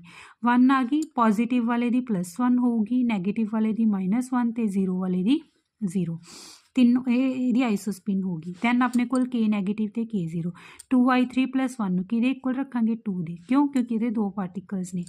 सॉल्व किया, सॉल्व करके अपने को I3 कितनी हैगी 1/2 नैगेटिव वाले दी -1/2 होगी, 0 वाले दी +1/2। देखो जे तो पॉजिटिव नैगेटिव ते 0 तीनों पे ने तो पॉजिटिव वाले दी प्लस लै लांगे, नैगेटिव वाले दी माइनस लै लांगे तो 0 वाले दी तो 0 ही होंगी है। अगर नैगेटिव ते 0 वाला है तो नैगेटिव वाले दी आइसोस्पिन नैगेटिव च लै लांगे, 0 वाले दी पॉजिटिव तो K नैगेटिव दी -1/2 तो K0 दी +1/2। उस बाद इटा 0 किन्ने पार्टिकल्स ने 1 तो 2I3 + 1 आप 1 दे इक्वल रख लांगे। सॉल्व किया I3 की हैगी 0 तो यदि आइसोस्पिन किन्नी होगी 0। दैन अपने को लैप्टॉन्स ने फर्मिओन्स ने न्यूक्लियस से हाइप्रोन्स अपने को न्यूक्लियस ने जिहड़े उन्हां दे विच प्रोटोन्स ते न्यूट्रॉन्स हुंदे ने। आपां सिर्फ जिहड़े मतलब सेम कैटेगरी दे पार्टिकल्स हुंदे ने सिर्फ उन्हां दे लई ही फाइंड आउट कर रहे हैं। जिवें प्रोटोन्स ते न्यूट्रॉन्स ने, प्रोटोन्स ते न्यूट्रॉन्स किन्ने पार्टिकल्स ने 2 अपने कोल इहनूं आपां सॉल्व किया, अपने कोल I3 अपने कोल किन्ना है 1/2। प्रोटोन पॉजिटिव हुंदा है, न्यूट्रॉन न्यूट्रल हुंदा है तो पॉजिटिव वाले दी स्पिन आइसोस्पिन पॉजिटिव होगी +1/2 तो न्यूट्रल वाले दी -1/2। सिमिलरली ये अपने को सिग्मा वाले ने, इत्थे मैं फाइंड आउट करके नहीं दिखाया। सिग्मा वाला भी अपने को पाई वाला ही केस हो गया, 3 पार्टिकल्स ने तो अपने को सॉल्व करांगे I3 1 आजू सिग्मा पॉजिटिव दी +1 सिग्मा नैगेटिव दी -1 तो सिग्मा 0 दी 0। सिमिलरली अपने को कास्केड नैगेटिव कास्केड 0 इन्ना वाला ही केस हो गया, सॉल्व करांगे 1/2 आ जाऊगा। कास्केड नैगेटिव दी -1/2 तो कास्केड 0 दी +1/2। सिग्मा अपने को इक्को ही पार्टिकल है तो यदि 0 हो जूगी तो अपने को जिहड़ा जाई है उहदी भी अपने कोल की सिग्मा दी भी 0 हो जूगी तो लैमडा दी भी की हो जूगी 0 क्योंकि एक पार्टिकल है। सिमिलरली लैप्टॉन्स दे विच भी सिंगल पार्टिकल्स ने सारे, जिवें इलैक्ट्रॉन म्यून टोन सब दी की हो जूगी 0। ठीक है, तो बेसिकली अपने को जिहड़ी आइसोस्पिन हुंदी है आइसोटॉपिक ग्रुप्स दे लई ही हुंदी है, मतलब जिवें पाई पॉजिटिव पाई नैगेटिव पाई 0 सेम टाइप दे अपने कोल पार्टिकल्स जिहड़े पए ने जिन्हां दा आलमोस्ट सेम मास हुंदा हैगा। ठीक है, सेम स्पिन हुंदी है, सिर्फ वो पार्टिकल्स दे लई ही हुंदे अपने कोल आइसोस्पिन कुछ ना कुछ, जिवें पाई वाले ग्रुप बनया होया सिग्मा वाला ग्रुप बनया होया। ठीक है, आइसोस्पिन आई थिंक सब नूं फाइंड आउट करनी आ गई। बहुत ईजी जा कॉन्सैप्ट है, जिहदे 3 पार्टिकल्स पए ने उन्हां दी आइसोस्पिन 1 हुंदी है, जिहदे 2 पार्टिकल्स ने उन्हां दी स्पिन 1/2 आइसोस्पिन 1/2 हुंदी है तो जिहदा इक्को ही पार्टिकल है उहदी 0 हुंदी है। तो साइन तां तुहानूं लगाना आ ही गया, पॉजिटिव वाले नाल पॉजिटिव नैगेटिव वाले नाल नैगेटिव तो 0 वाले नाल 0। अगर एक नैगेटिव पे एक 0 तो नैगेटिव वाले दी आइसोस्पिन नैगेटिव हो जूगी तो 0 वाले दी पॉजिटिव। अगर एक पॉजिटिव पे है एक न्यूट्रल पे है 0 वाला तो पॉजिटिव वाले दी पॉजिटिव तो न्यूट्रल वाले दी नैगेटिव। आइसोस्पिन का कॉन्सैप्ट क्लीयर है। हुण अपने कोल जिहड़ी स्ट्रेंजनैस हुंदी है, एक स्ट्रेंजनैस फाइंड आउट करन दे लई आपां एक फार्मूला यूज़ करदे हां जिहनूं कहने आ जेलमैन निशिजिमा स्कीम। जेलमैन निशिजिमा स्कीम तां ये अपने कोल है Q = I3 + B + S/2। Q की हो गया चार्ज, I3 की होगी आइसोस्पिन, B की हो गया बेरियन नंबर, S स्ट्रेंजनैस ओवर 2। ठीक है, ये अपने कोल B + S जिहड़ा ये अपने कोल B + S हुंदा है ना, ये अपने कोल Y नाल भी रिप्रजेंट हो जांदा हैगा, इहनूं आपां हाइपर चार्ज कहने आ। B + S नूं Y भी कह सकते हैं, हाइपर चार्ज आपां अगे डिस्कस भी करांगे। ये एग्जाम दे विच आया होया क्वेश्चन एक बारी कि किहड़ा फार्मूला इन्हां दे विचों करैक्ट है, जेलमैन निशिजिमा फार्मूला। तां B + S नूं आपां हाइपर चार्ज भी कहने आ, थोड़ा जा मोल्ड करके भी लिख सकते हैं किसी तरीके आपां नूं शफल करके, बट आपां नूं फार्मूला याद रहना चाहिए, फिर आपां शफल तां कर ही सकते हैं। ठीक है, ये अपने कोल है Gelman निशिजिमा scheme, most important formula.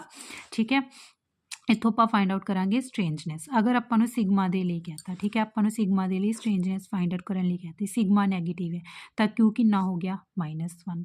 I3 isospin आपां हुणे कढ के हटे ना, आपां कह के भी जिहड़ा सिंगल पार्टिकल है उहदी आइसोस्पिन तां 0 ही हुंदी है, तां इहदी आइसोस्पिन किन्नी हो जूगी 0।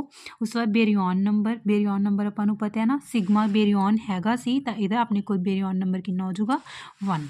तां बेरियन नंबर 1 हो गया, चार्ज नैगेटिव हो गया -1, I3 अपने कोल 0 होगी।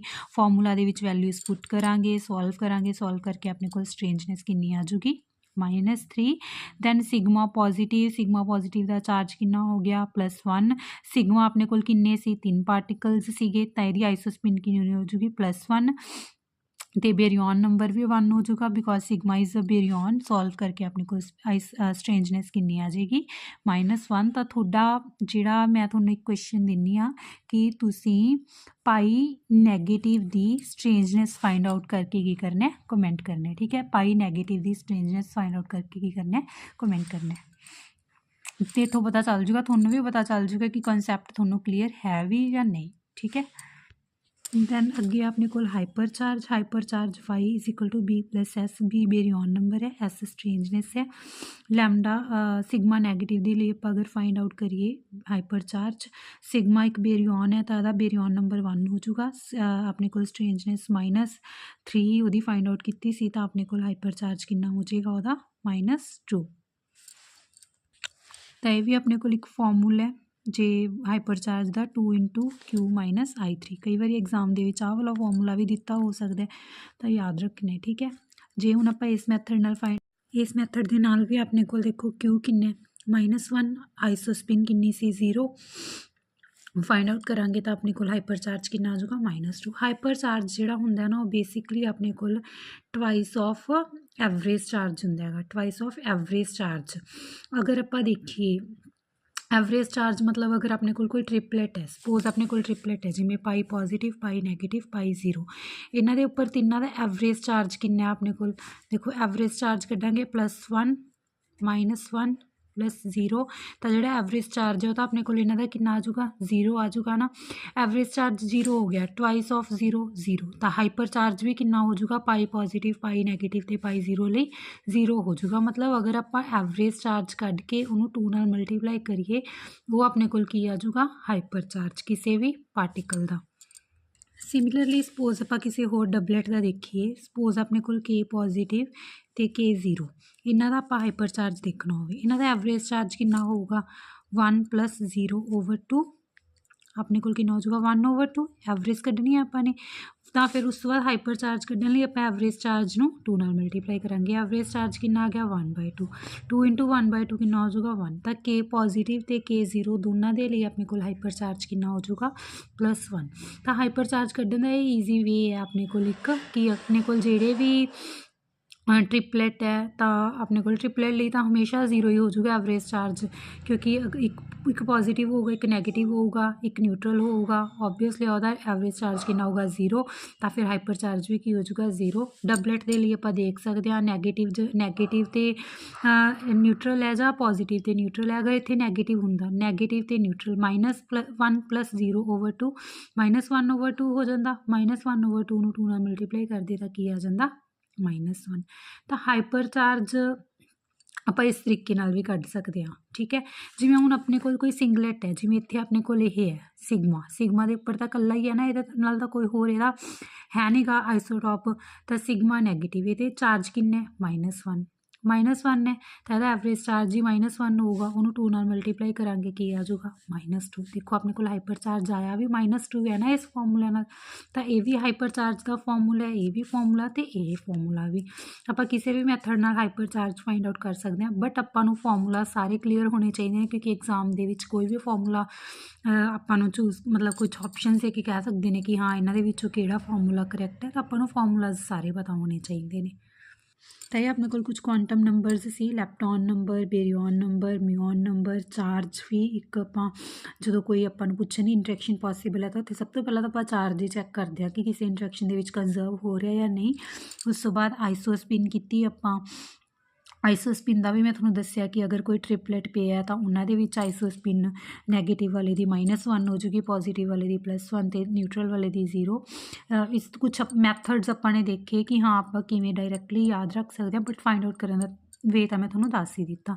उस बाद स्ट्रेंजनेस के अपने जेलमैन निशीजिमा स्कीम की, most important formula B + S नूं Y भी कहने, हाइपर चार्ज तो आप इत्थे Y नाल भी रिप्लेस कर सकते हैं फॉर्मूला च। तो इत्थों आप फाइंड आउट कर सकते हैं स्ट्रेंजनेस। उस बाद अपने की किया हाइपर चार्ज के भी 3 फॉर्मूलाज किए, twice of average charge, then अपने को सीगा twice of average charge B + S तो 2 × Q - I3। तो ये अपने को कुछ क्वांटम नंबर्स ने जेडे कि इंपॉर्टेंट ने, इन्हों याद रखना आप।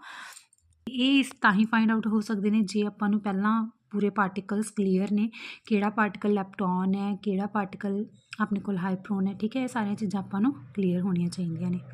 ਆਪਾਂ ਕੁਆਂਟਮ ਨੰਬਰਸ ਕੀਤੇ ਨੇ, ਉਹਦੀ ਐਪਲੀਕੇਸ਼ਨ ਕੀ ਹੈ, ਐਗਜ਼ਾਮ ਦੇ ਵਿੱਚ ਆਪਾਂ ਕਿਵੇਂ ਯੂਜ਼ ਕਰ ਸਕਦੇ ਹਾਂ। ਦੇਖੋ ਜਿਵੇਂ ਕੁਐਸਚਨ ਹੈ, ਇਹਦੇ ਵਿੱਚ ਕੀ ਕਿਹਾ ਹੈ ਕਿ ਇਹਨਾਂ ਦੇ ਵਿੱਚੋਂ ਕਿਹੜੀ ਨਿਊਕਲੀਅਰ ਪ੍ਰੋਸੈਸ ਫੋਰਬਿਡਨ ਹੈ, ਕਿਹੜੀ ਨਹੀਂ ਪੋਸੀਬਲ ਹੈਗੀ। ਐਸੇ ਕੁਐਸਚਨ 'ਚ ਸਭ ਤੋਂ ਪਹਿਲਾਂ ਆਪਾਂ ਚਾਰਜ ਚੈੱਕ ਕਰਦੇ ਹਾਂ ਕਿ ਚਾਰਜ ਕੰਜ਼ਰਵ ਹੈਗੇ। ਜੇ ਚਾਰਜ ਕੰਜ਼ਰਵ ਹੈ ਸਭ ਦੇ ਵਿੱਚ, ਫਿਰ ਆਪਾਂ ਲੈਪਟੋਨ ਨੰਬਰ, ਫਿਰ ਬੇਰੀਓਨ ਨੰਬਰ, ਆਪਾਂ ਇਸ ਤਰੀਕੇ ਨਾਲ ਚੈੱਕ ਕਰਦੇ ਰਹਾਂਗੇ ਅੱਗੇ। ਫਿਰ ਆਪਾਂ ਆਈਸੋ ਸਪਿਨ, ਸਟ੍ਰੇਂਜਨੈਸ ਉਹ ਚੈੱਕ ਕਰਾਂਗੇ, ਠੀਕ ਹੈ। ਤਾਂ ਸਭ ਤੋਂ ਪਹਿਲਾਂ ਬੇਸਿਕਲੀ ਆਪਾਂ ਚਾਰਜ, ਲੈਪਟੋਨ ਨੰਬਰ ਅਤੇ ਬੇਰੀਓਨ ਨੰਬਰ ਤਾਂ ਚੈੱਕ ਕਰਾਂਗੇ ਹੀ ਕਰਾਂਗੇ। ਦੇਖੋ ਚਾਰਜ ਫਸਟ ਰਿਐਕਸ਼ਨ ਦੇ ਵਿੱਚ ਆਪਣੇ ਕੋਲ ਕੀ ਹੈ, ਇਹਦਾ ਚਾਰਜ ਕਿੰਨਾ ਹੁੰਦਾ 0, ਇਹਦਾ ਕਿੰਨਾ ਹੁੰਦਾ ਪ੍ਰੋਟੋਨ ਦਾ 1, ਤਾਂ ਲੈਫਟ ਹੈਂਡ ਸਾਈਡ 'ਤੇ ਕਿੰਨਾ ਹੋ ਗਿਆ 1, ਰਾਈਟ ਹੈਂਡ ਸਾਈਡ 'ਤੇ ਨਿਊਟਰੋਨ ਦਾ 0 -1, ਤਾਂ ਇੱਦਾਂ -1 ਹੈਗਾ ਤਾਂ ਚਾਰਜ ਹੀ ਕੰਜ਼ਰਵ ਨਹੀਂ ਹੈਗਾ, ਇਹਦੇ ਵਿੱਚ ਹੀ ਨਹੀਂ ਕੰਜ਼ਰਵ ਹੈਗਾ, ਤਾਂ ਓਬਵੀਅਸਲੀ ਇਹ ਫੋਰਬਿਡਨ ਹੋਊ। ਬਟ ਚਲੋ ਆਪਾਂ ਅੱਗੇ ਵੀ ਚੈੱਕ ਕਰਦੇ ਹਾਂ। ਇਹਦੇ ਵਿੱਚ ਕਿੰਨਾ ਹੋਊਗਾ -1, ਇੱਧਰਲੀ ਸਾਈਡ 'ਤੇ ਵੀ -1 ਹੈ, ਇਹਨਾਂ ਦੋਨਾਂ ਦਾ ਤਾਂ 0 ਹੀ ਹੋਊਗਾ, ਕੰਜ਼ਰਵ ਹੈ। ਦੇਖੋ ਉਸ ਤੋਂ ਬਾਅਦ ਇੱਥੇ ਪਾਈ ਨੈਗੇਟਿਵ ਦਾ -1, ਪ੍ਰੋਟੋਨ ਦਾ +1, ਨਿਊਟਰੋਨ ਦਾ ਨਿਊਟਰਲ ਹੁੰਦਾ 0 +1 -1, ਇੱਧਰ ਵੀ ਆਪਣੇ ਕੋਲ ਕਿੰਨਾ ਆ ਜਾਊਗਾ 0 0 = 0, ਕੰਜ਼ਰਵ ਹੈ ਇਹਦੇ ਵਿੱਚ। ਤਾਂ ਇਹ ਮਿਊ ਨੈਗੇਟਿਵ ਕਿੰਨਾ ਇਹਦਾ -1, ਰਾਈਟ ਹੈਂਡ ਸਾਈਡ 'ਤੇ ਇਲੈਕਟ੍ਰੋਨ ਦਾ -1 ਅਤੇ ਨਿਊਟਰੀਨੋਜ਼ ਅਤੇ ਐਂਟੀ ਨਿਊਟਰੀਨੋਜ਼ ਦਾ 0 ਹੀ ਹੁੰਦਾ ਹੈਗਾ। ਤਾਂ -1 = -1, ਸਭ ਦੇ ਵਿੱਚ ਚਾਰਜ ਕੰਜ਼ਰਵ ਹੈ ਇਹਨਾਂ ਦੇ ਵਿੱਚ, ਸਿਰਫ ਇਹਦੇ ਵਿੱਚ ਨਹੀਂ ਕੰਜ਼ਰਵ। ਤਾਂ ਇਹ ਵਾਲੀ ਰਿਐਕਸ਼ਨ ਕੀ ਹੋਊਗੀ ਫੋਰਬਿਡਨ। ਤਾਂ ਫੋਰਬਿਡਨ ਕਿਹੜੀ ਹੋਗੀ A, ਠੀਕ ਹੈ। ਹੁਣ ਨੈਕਸਟ ਕੁਐਸਚਨ ਹੈ, ਇਹਨਾਂ ਸਾਰਿਆਂ ਦੇ ਵਿੱਚ ਚਾਰਜ ਦਾ ਕੰਜ਼ਰਵ ਹੈ, ਠੀਕ ਹੈ, ਤੁਸੀਂ ਚੈੱਕ ਕਰ ਸਕਦੇ ਹੋ। ਚਾਰਜ ਕੰਜ਼ਰਵ ਹੋਊਗਾ, ਉਸ ਤੋਂ ਬਾਅਦ ਫਿਰ ਆਪਾਂ ਲੈਪਟੋਨ ਨੰਬਰ ਚੈੱਕ ਕਰਾਂਗੇ। ਤਾਂ ਉਸ ਤੋਂ ਬਾਅਦ ਦੇਖੋ ਆਪਣੇ ਕੋਲ ਲੈਪਟੋਨ ਨੰਬਰ ਵੀ ਅਗਰ ਕੰਜ਼ਰਵ ਹੋਊਗਾ, ਫਿਰ ਆਪਾਂ ਬੇਰੀਓਨ ਨੰਬਰ ਚੈੱਕ ਕਰਾਂਗੇ। ਸਭ ਤੋਂ ਪਹਿਲਾਂ ਆਪਾਂ ਨੂੰ ਪਤਾ ਹੋਣਾ ਚਾਹੀਦਾ ਲੈਪਟੋਨਸ ਹੁੰਦੇ ਕਿਹੜੇ ਨੇ, ਮਿਊ ਨੈਗੇਟਿਵ, ਇਲੈਕਟ੍ਰੋਨ, ਟੋ ਨੈਗੇਟਿਵ, ਇਹਨਾਂ ਦੇ ਨਿਊਟਰੀਨੋਜ਼ ਅਤੇ ਇਹਨਾਂ ਦੇ ਫਿਰ ਉਸ ਤੋਂ ਬਾਅਦ ਐਂਟੀ ਪਾਰਟੀਕਲਸ ਹੋ ਗਏ, ਕਿਹੜਾ ਮਿਊ ਪੋਜ਼ੀਟਿਵ, ਈ ਪੋਜ਼ੀਟਿਵ ਮਤਲਬ ਪੋਜ਼ੀਟਰੋਨ, ਟੋ ਪੋਜ਼ੀਟਿਵ ਅਤੇ ਇਹਨਾਂ ਦੇ ਐਂਟੀ ਨਿਊਟਰੀਨੋਜ਼, ਇਹ ਆਪਣੇ ਕੋਲ ਕੀ ਹੋ ਗਏ ਐਂਟੀ ਪਾਰਟੀਕਲਸ ਹੋ ਗਈ, ਠੀਕ ਹੈ। ਇਹਨਾਂ ਦਾ ਲੈਪਟੋਨ ਨੰਬਰ 1 ਹੋਊਗਾ, ਇਹਨਾਂ ਦਾ -1 ਹੋਊਗਾ। ਤਾਂ ਦੇਖੋ ਫਸਟ ਰਿਐਕਸ਼ਨ ਦੇ ਵਿੱਚ ਲੈਫਟ ਹੈਂਡ ਸਾਈਡ 'ਤੇ ਆਪਣੇ ਕੋਲ ਪਹਿਲਾਂ ਆਪਾਂ ਇਕੱਲੀ ਰਿਐਕਸ਼ਨ ਦੇ ਵਿੱਚ ਚੈੱਕ ਕਰਾਂਗੇ। ਲੈਫਟ ਹੈਂਡ ਸਾਈਡ 'ਤੇ ਲੈਪਟੋਨ ਨੰਬਰ ਕਿੰਨਾ -1, ਰਾਈਟ ਹੈਂਡ ਸਾਈਡ 'ਤੇ -1, ਇਸਦਾ +1, ਇਸਦਾ ਕੀ ਹੋ ਜਾਊਗਾ -1, ਕਿਉਂਕਿ ਇਹ ਆਪਣੇ ਕੋਲ ਕੀ ਹੈ ਪਾਰਟੀਕਲ, ਇਹ ਐਂਟੀ ਪਾਰਟੀਕਲ, +1 -1 ਸੋਲਵ ਕਰਕੇ ਤੁਹਾਡੇ ਕੋਲ ਆ ਜਾਏਗਾ -1। ਤਾਂ ਇੱਥੇ ਲੈਪਟੋਨ ਨੰਬਰ ਕੀ ਹੈ ਕੰਜ਼ਰਵ। ਉਸ ਤੋਂ ਬਾਅਦ ਸੈਕਿੰਡ ਰਿਐਕਸ਼ਨ ਦੇ ਵਿੱਚ ਪਾਈ ਪੋਜ਼ੀਟਿਵ, ਇਹ ਤਾਂ ਆਪਣੇ ਕੋਲ ਲੈਪਟੋਨ ਹੀ ਨਹੀਂ ਹੈਗਾ, ਤਾਂ ਇੱਧਰ ਕੀ ਆ ਜਾਊਗਾ ਲੈਪਟੋਨ ਨੰਬਰ 0, ਇੱਧਰ ਆਪਣੇ ਕੋਲ ਮਿਊ ਪੋਜ਼ੀਟਿਵ ਦਾ ਕਿੰਨਾ ਹੋ ਜਾਏਗਾ -1 ਅਤੇ ਨਿਊਟਰੀਨੋ ਹੈ, ਨਿਊਟਰੀਨੋ ਦਾ ਕਿੰਨਾ ਹੋ ਜਾਏਗਾ +1। ਤਾਂ ਸੋਲਵ ਕਰਕੇ 0 = 0, ਇੱਥੇ ਵੀ ਲੈਪਟੋਨ ਨੰਬਰ ਕੰਜ਼ਰਵ ਹੋ ਗਿਆ। ਉਸ ਤੋਂ ਬਾਅਦ ਸੀ ਦੇ ਵਿੱਚ ਦੇਖੋ ਪਾਈ ਪੋਜ਼ੀਟਿਵ, ਇਹ ਤਾਂ ਲੈਪਟੋਨ ਹੀ ਨਹੀਂ ਹੈਗਾ, ਤਾਂ 0 ਆ ਜਾਊਗਾ। ਈ ਪੋਜ਼ੀਟਿਵ ਦਾ -1, ਮਿਊ ਈ ਨਿਊਟਰੀਨੋ ਹੈ, ਇਸਦਾ ਕਿੰਨਾ ਹੋ ਜਾਊਗਾ +1, ਸੋਲਵ ਕਰਕੇ 0 = 0, ਇੱਥੇ ਵੀ ਲੈਪਟੋਨ ਨੰਬਰ ਕੀ ਹੈ ਕੰਜ਼ਰਵ। ਦੈਨ ਆਪਣੇ ਕੋਲ ਡੀ ਰਿਐਕਸ਼ਨ ਮਿਊ ਨੈਗੇਟਿਵ ਕੀ ਹੈ ਲੈਪਟੋਨ, ਤਾਂ ਇਹਦਾ +1 ਹੋ ਜਾਊਗਾ। ਈ ਪੋਜ਼ੀਟਿਵ ਕੀ ਹੈ ਐਂਟੀ ਪਾਰਟੀਕਲ, ਇਹਦਾ -1, ਈ ਨੈਗੇਟਿਵ ਕੀ ਹੈ ਆਪਣੇ ਕੋਲ ਲੈਪਟੋਨ ਹੈ +1, ਇਹ ਵੀ ਲੈਪਟੋਨ ਹੈ +1, ਸੋਲਵ ਕਰਕੇ ਆਪਣੇ ਕੋਲ ਕਿੰਨਾ ਆ ਜਾਏਗਾ 1 = 1, ਤਾਂ ਇੱਥੇ ਲੈਪਟੋਨ ਕੀ ਹੋ ਗਿਆ, ਲੈਪਟੋਨ ਨੰਬਰ ਕੀ ਹੋ ਗਿਆ ਕੰਜ਼ਰਵ ਹੋ ਗਿਆ। ਦੈਨ ਆਪਾਂ ਮਿਓਨ ਨੰਬਰਸ ਵੀ ਕੀਤੇ ਸੀ ਨਾ, ਮਿਓਨ ਨੰਬਰਸ ਕਰਾਂਗੇ ਆਪਾਂ ਚੈੱਕ। ਦੇਖੋ ਮਿਓਨ ਨੰਬਰਸ ਕੀ ਹੁੰਦਾ, ਜਿਹੜਾ ਮਿਊ ਨੈਗੇਟਿਵ ਅਤੇ ਜਿਹੜਾ ਉਹਦਾ ਨਿਊਟਰੀਨੋ ਹੁੰਦਾ ਇਹਨਾਂ ਲਈ 1, ਅਤੇ ਜਿਹੜੇ ਇਹਨਾਂ ਦੇ ਐਂਟੀ ਪਾਰਟੀਕਲਸ ਨੇ ਉਹਨਾਂ ਲਈ -1, ਬਾਕੀ ਸਾਰਿਆਂ ਲਈ 0। ਤਾਂ ਚੈੱਕ ਕਰੋ, ਦੇਖੋ ਇਹਦੇ ਵਿੱਚ ਆਪਣੇ ਕੋਲ ਮਿਓਨ, ਇਹਦਾ 1 ਹੋ ਜਾਏਗਾ, ਇਹਦਾ 1 ਹੋ ਜਾਏਗਾ, ਬਾਕੀ ਸਾਰਿਆਂ ਦਾ 0, ਕੰਜ਼ਰਵ ਹੈ, ਠੀਕ ਹੈ। ਦੈਨ ਪਾਈ ਪਲੱਸ ਦੇ ਲਈ ਤਾਂ 0 ਹੀ ਹੋਊਗਾ ਕਿਉਂਕਿ ਠੀਕ ਹੈ, ਅਤੇ ਇਹਦੇ ਲਈ 1 ਹੋਊਗਾ, ਇਹਦੇ ਲਈ ਆਪਣੇ ਕੋਲ ਕੀ ਹੋ ਜਾਊਗਾ, ਇਹਦੇ ਲਈ ਸੋਰੀ -1 ਹੋਊਗਾ ਕਿਉਂਕਿ ਐਂਟੀ ਪਾਰਟੀਕਲ, ਇਹਦੇ ਲਈ +1 ਹੋਊਗਾ, -1 + 1 0, 0 = 0, ਕੰਜ਼ਰਵ। ਦੈਨ ਪਾਈ ਪੋਜ਼ੀਟਿਵ ਲਈ 0, ਈ ਪੋਜ਼ੀਟਿਵ ਲਈ -1 ਬਿਕੋਜ਼ ਈ ਪੋਜ਼ੀਟਿਵ ਲਈ ਵੀ 0, ਅਤੇ ਨਿਊਟਰੀਨੋ ਆਫ ਇਲੈਕਟ੍ਰੋਨ ਦੇ ਲਈ ਵੀ 0, 0 = 0, ਕੰਜ਼ਰਵ। ਦੈਨ ਇਹਦੇ ਵਿੱਚ ਇਹਦਾ ਕਿੰਨਾ ਹੋਏਗਾ ਮਿਊ ਨੈਗੇਟਿਵ ਦਾ 1, ਇਹ ਸਾਰੇ ਕੀ ਨੇ ਆਪਣੇ ਕੋਲ ਇਲੈਕਟ੍ਰੋਨ, ਪੋਜ਼ੀਟਰੋਨ, ਇਲੈਕਟ੍ਰੋਨ, ਇਹਨਾਂ ਸਾਰਿਆਂ ਲਈ 0, ਤਾਂ ਇੱਧਰ 1 ਹੈ, ਇੱਧਰ 0 ਹੈ, ਮਿਓਨ ਨੰਬਰ ਕੰਜ਼ਰਵ ਨਹੀਂ ਹੈਗਾ, ਤਾਂ ਫਿਰ ਆਪਣੇ ਕੋਲ ਕੀ ਹੈ ਇਹ ਰਿਐਕਸ਼ਨ ਕੀ ਹੋ ਗਈ ਹੈ ਡੀਕੇ ਕੀ ਹੋ ਗਿਆ ਫੋਰਬਿਡਨ ਹੋ ਗਿਆ।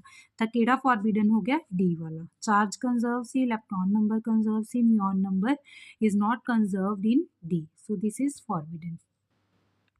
जी नैक्सट टॉपिक है अपने कोल टाइप्स ऑफ इंट्रैक्शनस। अपने कोल ਜਿਹੜੀਆਂ 4 फंडामेंटल टाइप्स ऑफ इंट्रैक्शनस ने ग्रैविटेशनल, इलैक्ट्रोमैगनैटिक, वीक ते strong. Weak nuclear forces, strong nuclear forces, ये ਆਪਾਂ बेसिकली करते आए हैं। ठीक है, ग्रैविटेशनल फोर्स का फॉर्मूला भी पता है, मास इसे करके होंगे G m1m2/r²। जी ग्रैविटेशनल कॉन्सटेंट, m मास फस्ट बॉडी, सैकेंड बॉडी ते डिस्टेंस बिटवीन दी ऑब्जैक्ट्स। तो इलैक्ट्रिक फोर्स है, इलैक्ट्रोमैगनैटिक फोर्स है के Q1 Q2/r²।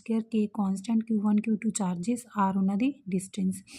Week and strong, ये अपने को इलैक्ट्रो वीक फोर्स आप अगे करते हैं कि अपने को जो इलैक्ट्रोमैगनैटिक ते वीक फोर्सिस ने, वैसे ये सैपरेट फोर्सिस ने, घट एनर्जी ते ਜਾਂ थोड़े टैंपरेचर के उपर आप कह सकते हैं कि ये दोनों फोर्सिस सैपरेट बिहेव करदियां ने। बट जो टैंपरेचर बहुत ज़्यादा हाई हो जाता है 10⁻15 कैलविन, तो जी एनर्जी वो भी 200 गीगा इलैक्ट्रॉन वोल्ट तो उपर तक हो जाती है, उदों अपने को दोनों फोर्सिस की ने as a single force behave करदियां ने। Electroweak force, unification of forces, ये आप अगे डिस्कस करांगे। ठीक है, ਹੁਣ ਆਪਾਂ ਪਹਿਲਾਂ ਤਾਂ ਦੇਖੋ ਇਹ ਸਾਰੀਆਂ ਫੋਰਸਿਸ ਦਾ ਕੰਪੈਰੀਜ਼ਨ ਹੈਗਾ। ਠੀਕ ਹੈ, ਜਿਹੜਾ ਕਿ ਇੰਪੋਰਟੈਂਟ ਹੈ। ਸਭ ਤੋਂ ਪਹਿਲਾਂ ਪਾਰਟੀਕਲਸ ਅਫੈਕਟਡ, ਕਿਹੜੇ ਪਾਰਟੀਕਲਸ ਨੂੰ ਇਹ ਫੋਰਸ ਅਫੈਕਟ ਕਰਦੀ ਹੈ। ਗ੍ਰੈਵੀਟੇਸ਼ਨਲ ਤਾਂ ਪਤਾ ਕਿ ਯੂਨੀਵਰਸ ਦੇ ਵਿੱਚ ਜਿਹੜੇ ਵੀ ਦੋ ਮਾਸ ਕਿਤੇ ਵੀ ਪਏ ਨੇ ਉਹਨਾਂ ਦੇ ਵਿੱਚ ਇੱਕ ਫੋਰਸ ਲੱਗ ਰਹੀ ਹੈ ਜਿਹਨੂੰ ਆਪਾਂ ਗ੍ਰੈਵੀਟੇਸ਼ਨਲ ਫੋਰਸ ਕਹਿੰਦੇ ਹਾਂ। ਤਾਂ ਇਹਦੇ ਨਾਲ ਤਾਂ ਸਾਰੇ ਦੇ ਸਾਰੇ ਪਾਰਟੀਕਲਸ ਹੀ ਅਫੈਕਟ ਹੁੰਦੇ ਨੇ। ਇਲੈਕਟ੍ਰੋਮੈਗਨੈਟਿਕ ਇਹ ਚਾਰਜਿਸ 'ਤੇ ਡਿਪੈਂਡ ਕਰਦੀ ਹੈ, ਤਾਂ ਇਹਦੇ ਨਾਲ ਸਿਰਫ ਚਾਰਜਡ ਪਾਰਟੀਕਲਸ ਅਫੈਕਟ ਹੁੰਦੇ ਨੇ। ਵੀਕ ਫੋਰਸਿਸ ਦੇ ਨਾਲ ਕਿਹੜੇ ਪਾਰਟੀਕਲਸ ਅਫੈਕਟ ਹੁੰਦੇ ਨੇ, ਕੁਆਰਕਸ ਤੇ ਲੈਪਟੋਨਸ ਬਾਰੇ ਆਪਾਂ ਕਰ ਚੁੱਕੇ। ਕੁਆਰਕਸ ਆਪਣੇ ਕੋਲ ਕੀ ਹੁੰਦੇ ਨੇ ਆਪਾਂ ਮਤਲਬ ਹਜੇ ਡਿਸਕਸ ਨਹੀਂ ਕੀਤਾ, ਬਟ ਜਿਹੜੇ ਆਪਣੇ ਕੋਲ ਜਿਵੇਂ ਇਲੈਕਟ੍ਰੋਨਸ ਨੇ, ਪ੍ਰੋਟੋਨਸ ਨੇ, ਐਲੀਮੈਂਟਰੀ ਪਾਰਟੀਕਲਸ ਨੇ, ਉਹ ਅੱਗੇ ਕਿਸ ਤੋਂ ਬਣੇ ਹੁੰਦੇ ਨੇ, ਕੁਆਰਕਸ ਤੋਂ। ਆਪਾਂ ਆਪਣੀ ਨੈਕਸਟ ਕਲਾਸ ਦੇ ਵਿੱਚ ਡਿਸਕਸ ਕਰਾਂਗੇ ਕਿ ਕੁਆਰਕਸ ਕੀ ਹੁੰਦੇ ਨੇ। ਫਿਲਹਾਲ ਇੰਨਾ ਕੁ ਸਮਝ ਲਓ ਕਿ ਹਾਂ ਕੁਆਰਕਸ ਵੀ ਆਪਣੇ ਕੋਲ ਪਾਰਟੀਕਲਸ ਹੁੰਦੇ ਨੇ ਕੁਛ। ਤਾਂ ਪਾਰਟੀਕਲਸ ਕਿਹੜੇ ਇਫੈਕਟ ਹੁੰਦੇ ਨੇ ਵੀਕ ਫੋਰਸਿਸ ਦੇ ਨਾਲ, ਕੁਆਰਕਸ ਤੇ ਇਲੈਕਟ੍ਰੋਨਸ। ਸਟਰੋਂਗ ਫੋਰਸਿਸ ਦੇ ਨਾਲ ਕੁਆਰਕਸ, ਗਲੂਓਨਸ ਤੇ ਹੈਡਰੋਨਸ। ਹੈਡਰੋਨਸ ਬਾਰੇ ਆਪਾਂ ਕਰ ਚੁੱਕੇ, ਕੁਆਰਕਸ ਵੀ ਮੈਂ ਦੱਸਿਆ। ਗਲੂਓਨਸ ਕੀ ਹੁੰਦੇ ਨੇ, ਜਿਵੇਂ ਆਪਾਂ ਕੁਆਰਕਸ ਦੀ ਗੱਲ ਕੀਤੀ, ਜਿਵੇਂ ਆਪਣੇ ਕੋਲ ਕੁਆਰਕਸ ਹੁੰਦੇ ਨੇ ਅਪ, ਡਾਊਨ, ਟੌਪ, ਬੋਟਮ, ਐਵੇਂ ਕੁਛ ਕੁਆਰਕਸ ਹੁੰਦੇ ਨੇ। ਉਹ ਕੁਆਰਕਸ ਜੁੜ ਕੇ ਆਪਣੇ ਕੋਲ ਮਿਲ ਕੇ ਕੀ ਬਣਾਉਂਦੇ ਨੇਗੇ, ਐਲੀਮੈਂਟਰੀ ਪਾਰਟੀਕਲਸ। ਗਲੂਓਨਸ ਨਾ ਕੁਆਰਕਸ ਨੂੰ ਜੋੜਨ ਦਾ ਕੰਮ ਕਰਦੇ ਨੇ ਇੱਕ ਤਰੀਕੇ ਨਾਲ, ਜਿਵੇਂ ਗਲੂ ਦਾ ਕੰਮ ਕਰਦੇ ਨੇ। ਤਾਂ ਗਲੂਓਨਸ ਮਤਲਬ ਜਿਹੜੇ ਕੁਆਰਕਸ ਨੂੰ ਮਿਲਾ ਕੇ ਆਪਣੇ ਕੋਲ ਐਲੀਮੈਂਟਰੀ ਪਾਰਟੀਕਲਸ ਬਣਾਉਂਦੇ ਨੇ। ਤਾਂ ਕੁਆਰਕਸ, ਗਲੂਓਨਸ ਤੇ ਹੈਡਰੋਨਸ ਇਫੈਕਟ ਹੁੰਦੇ ਨੇ ਸਟਰੋਂਗ ਫੋਰਸਿਸ ਦੇ ਨਾਲ। ਉਸ ਤੋਂ ਬਾਅਦ ਪਾਰਟੀਕਲਸ ਐਕਸਚੇਂਜ, ਜਿਵੇਂ ਆਪਾਂ ਕੀਤਾ ਗ੍ਰੈਵੀਟੇਸ਼ਨਲ ਫੋਰਸ ਦੇ ਵਿੱਚ ਕਿਹੜੇ ਪਾਰਟੀਕਲਸ ਐਕਸਚੇਂਜ ਹੁੰਦੇ ਨੇ, ਜਦੋਂ ਵੀ ਦੋ ਆਬਜੈਕਟਸ ਦੇ ਵਿੱਚ ਫੋਰਸ ਹੁੰਦੇ ਉਹਨਾਂ ਦੇ ਵਿੱਚ ਕੁਝ ਪਾਰਟੀਕਲਸ ਐਕਸਚੇਂਜ ਹੁੰਦੇ ਹੈਗਾ। ਗ੍ਰੈਵੀਟੇਸ਼ਨਲ ਫੋਰਸ ਦੇ ਵਿੱਚ ਗ੍ਰੈਵੀਟੋਨਸ, ਇਲੈਕਟ੍ਰੋਮੈਗਨੈਟਿਕ ਫੋਰਸ ਦੇ ਵਿੱਚ ਫੋਟੋਨਸ। ਗ੍ਰੈਵੀਟੋਨਸ ਤੇ ਫੋਟੋਨਸ ਦੋਨੋਂ ਮਾਸਲੈਸ ਹੁੰਦੇ ਨੇ, ਆਪਾਂ ਕਰ ਚੁੱਕੇ। ਠੀਕ ਹੈ, ਵੀਕ ਫੋਰਸਿਸ ਦੇ ਨਾਲ ਆਪਣੇ ਕੋਲ ਕਿਹੜੇ ਪਾਰਟੀਕਲਸ ਐਕਸਚੇਂਜ ਹੁੰਦੇ ਨੇ, ਬੋਜ਼ੋਨਸ, W+- ਐਂਡ Z0। ਇਹਦਾ ਮਤਲਬ ਕੀ ਹੈ, ਇਹ ਚਾਰਜਡ ਬੋਜ਼ੋਨਸ ਨੇ, ਪੋਜ਼ੀਟਿਵ ਤੇ ਨੈਗੇਟਿਵ ਚਾਰਜਡ ਬੋਜ਼ੋਨਸ, W ਬੋਜ਼ੋਨਸ। Z0 ਮਤਲਬ ਨਿਊਟਰਲ ਬੋਜ਼ੋਨਸ ਆ ਗਏ ਇਹਦੇ ਵਿੱਚ। ਤਾਂ ਪੋਜ਼ੀਟਿਵ, ਨੈਗੇਟਿਵ ਤੇ ਨਿਊਟਰਲ ਬੋਜ਼ੋਨਸ ਇਹ ਆਪਣੇ ਕੋਲ ਐਕਸਚੇਂਜ ਹੁੰਦੇ ਨੇ ਵੀਕ ਫੋਰਸਿਸ ਦੇ ਵਿੱਚ। ਸਟਰੋਂਗ ਫੋਰਸਿਸ ਦੇ ਵਿੱਚ ਕੀ ਐਕਸਚੇਂਜ ਹੁੰਦਾ, ਗਲੂਓਨਸ ਤੇ ਮਿਜ਼ੋਨਸ ਐਕਸਚੇਂਜ ਹੁੰਦੇ ਨੇ। ਠੀਕ ਹੈ, ਰੇਂਜ ਇਨਫਿਨਿਟੀ ਤੱਕ, ਮਤਲਬ ਕੋਈ ਵੀ ਪਾਰਟੀਕਲਸ ਚਾਹੇ ਇਨਫਾਈਨਾਈਟ ਡਿਸਟੈਂਸ 'ਤੇ ਪਏ ਨੇ ਉਹਨਾਂ ਦੇ ਵਿੱਚ ਗ੍ਰੈਵੀਟੇਸ਼ਨਲ ਫੋਰਸ ਲੱਗ ਰਹੀ ਹੈ, ਚਾਹੇ ਉਹ ਫੋਰਸ ਆਪਣੇ ਕੋਲ ਫੀਲ ਨਹੀਂ ਹੋ ਰਹੀ ਕਿਉਂਕਿ ਮਤਲਬ ਫੋਰਸ ਦੀ ਜਿਹੜੀ ਵੈਲਿਊ ਬਹੁਤ ਘੱਟ ਹੁੰਦੀ ਹੈ, ਬਟ ਫੋਰਸ ਲੱਗ ਰਹੀ ਹੈ ਕੁਛ ਨਾ ਕੁਛ। ਐਵੇਂ ਇਲੈਕਟ੍ਰੋਮੈਗਨੈਟਿਕ ਫੋਰਸ ਦੀ ਵੀ ਇਨਫਾਈਨਾਈਟ ਰੇਂਜ ਹੈ। ਦੇਖੋ ਆਪਾਂ ਕਰ ਵੀ ਚੁੱਕੇ ਫਾਰਮੂਲੇ 'ਚ ਕਿ R² ਦੇ ਇਨਵਰਸਲੀ ਪ੍ਰਪੋਰਸ਼ਨਲ ਹੈ। ਜਿਵੇਂ ਆਰ ਵਧੀ ਜਾਊਗਾ ਉਵੇਂ ਫੋਰਸ ਦੀ ਵੈਲਿਊ ਘਟੀ ਜਾਊਗੀ ਕਿਉਂਕਿ ਇਨਵਰਸਲੀ ਪ੍ਰਪੋਰਸ਼ਨਲ ਹੈ। ਇਹਦੇ ਵਿੱਚ ਵੀ ਇਨਵਰਸਲੀ ਪ੍ਰਪੋਰਸ਼ਨਲ ਹੈ R² ਦੀ। ਇਹਦੀ ਰੇਂਜ ਕਿੰਨੀ ਹੈ, 10⁻18 ਦੀ ਆਰਡਰ ਦੀ। ਅਤੇ ਇਹ ਆਰ ਦੇ ਇਨਵਰਸਲੀ ਪ੍ਰਪੋਰਸ਼ਨਲ ਹੈ, ਮਤਲਬ ਜਿਵੇਂ ਆਰ ਵਧੂਗਾ ਤਾਂ week force the value we ਘਟੂਗੀ, but ਇਹਦੇ ਕੰਪੈਰੇਟਿਵ ਇੰਨੀ ਨਹੀਂ ਘਟਦੀ ਕਿਉਂਕਿ ਇਹਦੇ ਵਿੱਚ ਸਕੇਅਰ ਦੇ ਇਨਵਰਸਲੀ ਪ੍ਰਪੋਰਸ਼ਨਲ, ਇਹਦੇ ਵਿੱਚ R⁻1 ਦੇ।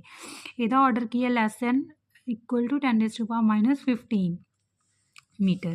ਕਿ ਜੇ ਇਦੋਂ ਘੱਟ ਹੋਊਗਾ ਡਿਸਟੈਂਸ ਦੋ ਆਬਜੈਕਟਸ ਦੇ ਵਿੱਚ ਤਾਂ ਸਟਰੋਂਗ ਫੋਰਸਿਸ ਫੀਲ ਹੋਣਗੀਆਂ। ਅਤੇ ਇਹ ਆਰ ਦੇ ਡਾਇਰੈਕਟਲੀ ਪ੍ਰਪੋਰਸ਼ਨਲ ਹੈ। ਜਿਵੇਂ ਆਰ ਵਧੂਗਾ ਉਵੇਂ ਆਪਣੇ ਕੋਲ ਸਟਰੋਂਗ ਫੋਰਸਿਸ ਦੀ ਵੈਲਿਊ ਇਨਕਰੀਜ਼ ਹੋਊਗੀ। ਐਕਚੁਅਲ ਜਿਹੜੀਆਂ ਸਟਰੋਂਗ ਨਿਊਕਲੀਅਰ ਫੋਰਸਿਸ ਨੇ ਉਹ ਨਿਊਕਲੀਅਸ ਦੇ ਅੰਦਰ ਹੀ ਹੁੰਦੀਆਂ ਨੇ, ਇਹ ਆਪਾਂ ਨੂੰ ਪਤਾ ਹੈ। ਨਿਊਕਲੀਅਸ ਦੀ ਜਿਹੜਾ ਰੇਡੀਅਸ ਹੁੰਦਾ ਉਹ 10⁻15 ਮੀਟਰ ਦੇ ਆਰਡਰ ਦਾ ਹੁੰਦਾ ਨਾ, ਤਾਂ ਨਿਊਕਲੀਅਸ ਦੇ ਅੰਦਰ ਹੀ ਫੀਲ ਹੁੰਦੀਆਂ ਨੇ ਫੋਰਸਿਸ। ਤਾਂ ਓਬਵੀਅਸਲੀ 10⁻15 ਮੀਟਰ ਤੋਂ ਘੱਟ ਹੀ ਹੋਣੀ ਚਾਹੀਦੀ ਹੈ ਡਿਸਟੈਂਸ। ਠੀਕ ਹੈ, ਹੁਣ ਸਟਰੈਂਥ ਆਪਾਂ ਇਹਦੀ ਸਟਰੈਂਥ ਸਟਰੋਂਗ ਫੋਰਸਿਸ ਦੀ ਸਟਰੈਂਥ 1 ਲੈ ਕੇ ਚੱਲਦੇ ਹਾਂ, ਇਹਦੇ ਨਾਲ ਆਪਾਂ ਕੰਪੇਅਰ ਕਰ ਰਹੇ ਹਾਂ। ਜੇ ਸਟਰੋਂਗ ਫੋਰਸਿਸ ਦੀ ਸਟਰੈਂਥ 1 ਹੈ ਤਾਂ ਵੀਕ ਫੋਰਸ ਇਲੈਕਟ੍ਰੋਮੈਗਨੈਟਿਕ ਦੀ 10⁻² ਟਾਈਮਸ ਹੋਊਗੀ ਇਹਦੇ, ਵੀਕ ਫੋਰਸਿਸ ਦੀ 10⁻5 ਟਾਈਮਸ ਹੋਊਗੀ ਇਹਦੇ, ਤੇ ਗ੍ਰੈਵੀਟੇਸ਼ਨਲ ਫੋਰਸਿਸ ਦੀ 10⁻39 ਟਾਈਮਸ ਹੋਊਗੀ ਸਟਰੋਂਗ ਫੋਰਸਿਸ ਦੀ। ਤਾਂ ਸਭ ਤੋਂ ਜ਼ਿਆਦਾ ਸਟਰੋਂਗ ਕਿਹੜੀਆਂ ਹੋ ਗਈਆਂ? Strong forces, than electromagnetic, than weak, than gravitational. ਤਾਂ ਅਗਰ ਇਨਕਰੀਜ਼ਿੰਗ ਆਰਡਰ 'ਚ ਅਰੇਂਜ ਕਰਨਾ ਹੋਵੇ ਤਾਂ ਸਭ ਤੋਂ ਪਹਿਲਾਂ ਆਪਾਂ ਗ੍ਰੈਵੀਟੇਸ਼ਨਲ ਲਿਖਾਂਗੇ, ਫਿਰ ਵੀਕ, ਫਿਰ ਇਲੈਕਟ੍ਰੋਮੈਗਨੈਟਿਕ, ਫਿਰ ਸਟਰੋਂਗ। ਡਿਕਰੀਜ਼ਿੰਗ ਆਰਡਰ 'ਚ ਲਿਖਣਾ ਹੋਵੇ ਤਾਂ ਸਭ ਤੋਂ ਪਹਿਲਾਂ ਸਭ ਤੋਂ strong forces, than electromagnetic, than weak, than gravitational. ਦੇਖੋ ਮੈਂ ਡਿਕਰੀਜ਼ਿੰਗ ਆਰਡਰ 'ਚ ਅਰੇਂਜ ਕੀਤੇ ਹੋਏ ਨੇ। ਸਭ ਤੋਂ ਪਹਿਲਾਂ nuclear strong forces, than electromagnetic, than weak, than gravitational. ਠੀਕ ਹੈ, ਇਹ ਇਹਨਾਂ ਦਾ ਸਟਰੈਂਥ ਦਾ ਆਰਡਰ ਹੈਗਾ। ਸਭ ਤੋਂ ਸਟਰੋਂਗ ਨਿਊਕਲੀਅਰ, ਉਸ ਤੋਂ ਬਾਅਦ ਇਲੈਕਟ੍ਰੋਮੈਗਨੈਟਿਕ, ਵੀਕ, ਗ੍ਰੈਵੀਟੇਸ਼ਨਲ। ਧਿਆਨ ਰੱਖਣਾ ਆਪਾਂ ਨੂੰ ਇਨਕਰੀਜ਼ਿੰਗ ਆਰਡਰ ਦੇ ਵਿੱਚ ਲਗਾਉਣ ਲਈ ਕਹਿੰਦੇ ਨੇ ਜਾਂ ਡਿਕਰੀਜ਼ਿੰਗ ਆਰਡਰ ਦੇ ਵਿੱਚ। ਇਹ ਮੈਂ ਲਗਾਏ ਹੋਏ ਨੇ ਡਿਕਰੀਜ਼ਿੰਗ ਆਰਡਰ ਦੇ ਵਿੱਚ। ਅਗਰ ਇਨਕਰੀਜ਼ਿੰਗ 'ਚ ਕਹਿੰਦਾ ਸਭ ਤੋਂ ਪਹਿਲਾਂ ਇਹ, ਫਿਰ ਇਲੈਕਟ੍ਰੋਮੈਗਨੈਟਿਕ, ਦੈਨ ਨਿਊਕਲੀਅਰ। ਦੈਨ ਆਪਣੇ ਕੋਲ ਨੈਕਸਟ ਟੋਪਿਕ ਹੈ ਯੂਨੀਫਿਕੇਸ਼ਨ ਆਫ ਫੋਰਸਿਸ। ਆਪਾਂ 4 ਫੰਡਾਮੈਂਟਲ ਫੋਰਸਿਸ ਕੀਤੀਆਂ ਨੇ, ਗ੍ਰੈਵੀਟੇਸ਼ਨਲ, ਇਲੈਕਟ੍ਰੋਮੈਗਨੈਟਿਕ, ਵੀਕ ਤੇ ਸਟਰੋਂਗ। ਇਹਨਾਂ ਦੇ ਕੰਬੀਨੇਸ਼ਨ ਨੂੰ ਹੀ ਆਪਾਂ ਯੂਨੀਫਿਕੇਸ਼ਨ ਆਫ ਫੋਰਸਿਸ ਕਹਿੰਦੇ ਆ, ਉਹਨਾਂ ਨੂੰ ਯੂਨੀਫਾਈ ਕਰਨਾ। ਮਤਲਬ ਸਭ ਤੋਂ ਪਹਿਲਾਂ ਜਿਵੇਂ ਔਇਰਸਟਡ ਤੇ ਫੈਰਾਡੇ ਨੇ ਇਲੈਕਟ੍ਰਿਕ ਤੇ ਮੈਗਨੈਟਿਕ ਫੋਰਸਿਸ ਨੂੰ ਯੂਨੀਫਾਈ ਕੀਤਾ ਸੀ। ਆਪਾਂ ਕਰ ਰਹੇ ਹਾਂ ਇਲੈਕਟ੍ਰੋਮੈਗਨੈਟਿਕ ਫੋਰਸਿਸ। ਇਹ ਯੂਨੀਫਾਈਡ ਫੋਰਸਿਸ ਹੀ ਨੇ ਨਾ, ਇਲੈਕਟ੍ਰਿਕ ਤੇ ਮੈਗਨੈਟਿਕ ਫੋਰਸਿਸ ਦੀਆਂ ਯੂਨੀਫਾਈਡ ਫੋਰਸਿਸ ਨੂੰ ਆਪਾਂ ਇਲੈਕਟ੍ਰੋਮੈਗਨੈਟਿਕ ਫੋਰਸਿਸ ਕਹਿੰਦੇ ਹਾਂ। ਤਾਂ ਇਹਨਾਂ ਨੂੰ ਯੂਨੀਫਾਈ ਕਰਕੇ ਇਲੈਕਟ੍ਰੋਮੈਗਨੈਟਿਕ ਫੋਰਸਿਸ ਬਣੀਆਂ ਸੀ। ਔਇਰਸਟਡ ਤੇ ਫੈਰਾਡੇ ਨੇ ਕੀਤਾ ਸੀ ਇਹ। ਠੀਕ ਹੈ, ਤਾਂ ਇਲੈਕਟ੍ਰੋਮੈਗਨੈਟਿਕ ਫੋਰਸਿਸ ਬਣੀਆਂ ਸੀ। ਐਵੇਂ ਆਪਣੇ ਕੋਲ ਜਿਵੇਂ ਆਪਾਂ ਕੀਤਾ ਨਾ ਇਲੈਕਟ੍ਰੋਮੈਗਨੈਟਿਕ ਤੇ ਵੀਕ ਫੋਰਸਿਸ ਨੂੰ ਮੈਂ ਦੱਸਿਆ ਸੀ ਯੂਨੀਫਾਈ ਹੋ ਕੇ ਇਲੈਕਟ੍ਰੋਵੀਕ ਫੋਰਸਿਸ ਬਣ ਜਾਂਦੀਆਂ ਨੇ। ਤਾਂ ਐਵੇਂ ਆਪਣੇ ਕੋਲ ਇਲੈਕਟ੍ਰੋਵੀਕ ਫੋਰਸਿਸ ਨੇ। ਬਟ ਇਲੈਕਟ੍ਰੋਵੀਕ ਫੋਰਸਿਸ ਜਿਹੜੀਆਂ ਇਹ ਬਣਦੀਆਂ ਨੇ, ਇਹ ਆਪਣੇ ਕੋਲ ਲੋ ਟੈਂਪਰੇਚਰ 'ਤੇ ਤਾਂ ਇਹ ਦੋਨੋਂ ਫੋਰਸਿਸ ਡਿਫਰੈਂਟ ਫੋਰਸਿਸ ਦੀ ਤਰ੍ਹਾਂ ਬਿਹੇਵ ਕਰਦੀਆਂ ਨੇਗੀਆਂ। ਠੀਕ ਹੈ, ਲੋ ਟੈਂਪਰੇਚਰ 'ਤੇ। ਬਟ ਜਦੋਂ ਹਾਈ ਟੈਂਪਰੇਚਰ ਦੀ ਗੱਲ ਆਉਂਦੀ ਹੈ, ਐਕਚੁਅਲ 'ਚ ਆਪਾਂ ਕਹਿੰਦੇ ਹਾਂ ਕਿ ਜਿਹੜੀਆਂ ਇਲੈਕਟ੍ਰੋਮੈਗਨੈਟਿਕ ਫੋਰਸਿਸ ਨੇ, ਇੱਕ ਤਾਂ ਆਪਣੇ ਕੋਲ ਇਲੈਕਟ੍ਰੋਮੈਗਨੈਟਿਕ ਫੋਰਸਿਸ ਨੇ, ਠੀਕ ਹੈ, ਇੱਕ ਆਪਣੇ ਕੋਲ ਵੀਕ ਫੋਰਸਿਸ ਨੇ। ਇਲੈਕਟ੍ਰੋਮੈਗਨੈਟਿਕ ਫੋਰਸਿਸ ਦੇ ਵਿੱਚ ਜਿਹੜੇ ਆਪਣੇ ਕੋਲ ਐਕਸਚੇਂਜਡ ਪਾਰਟੀਕਲ ਸੀਗੇ, ਉਹ ਆਪਣੇ ਕੋਲ ਕੀ ਸੀਗੇ? ਫੋਟੋਨਸ। ਠੀਕ ਹੈ, ਫੋਟੋਨਸ। ਤੇ ਜਿਹੜੇ ਆਪਣੇ ਕੋਲ ਵੀਕ ਫੋਰਸਿਸ ਦੇ ਵਿੱਚ ਕੀ ਸੀ? ਬੋਜ਼ੋਨਸ, W+- ਤੇ Z0। ਇਹ ਆਪਣੇ ਕੋਲ ਬੋਜ਼ੋਨਸ ਸੀ, ਨਿਊਟਰਲ ਤੇ ਚਾਰਜਡ ਬੋਜ਼ੋਨਸ। ਇਹ ਹੈਵੀ ਮਾਸ ਹੁੰਦੇ ਇਹਨਾਂ ਦਾ ਕਾਫੀ।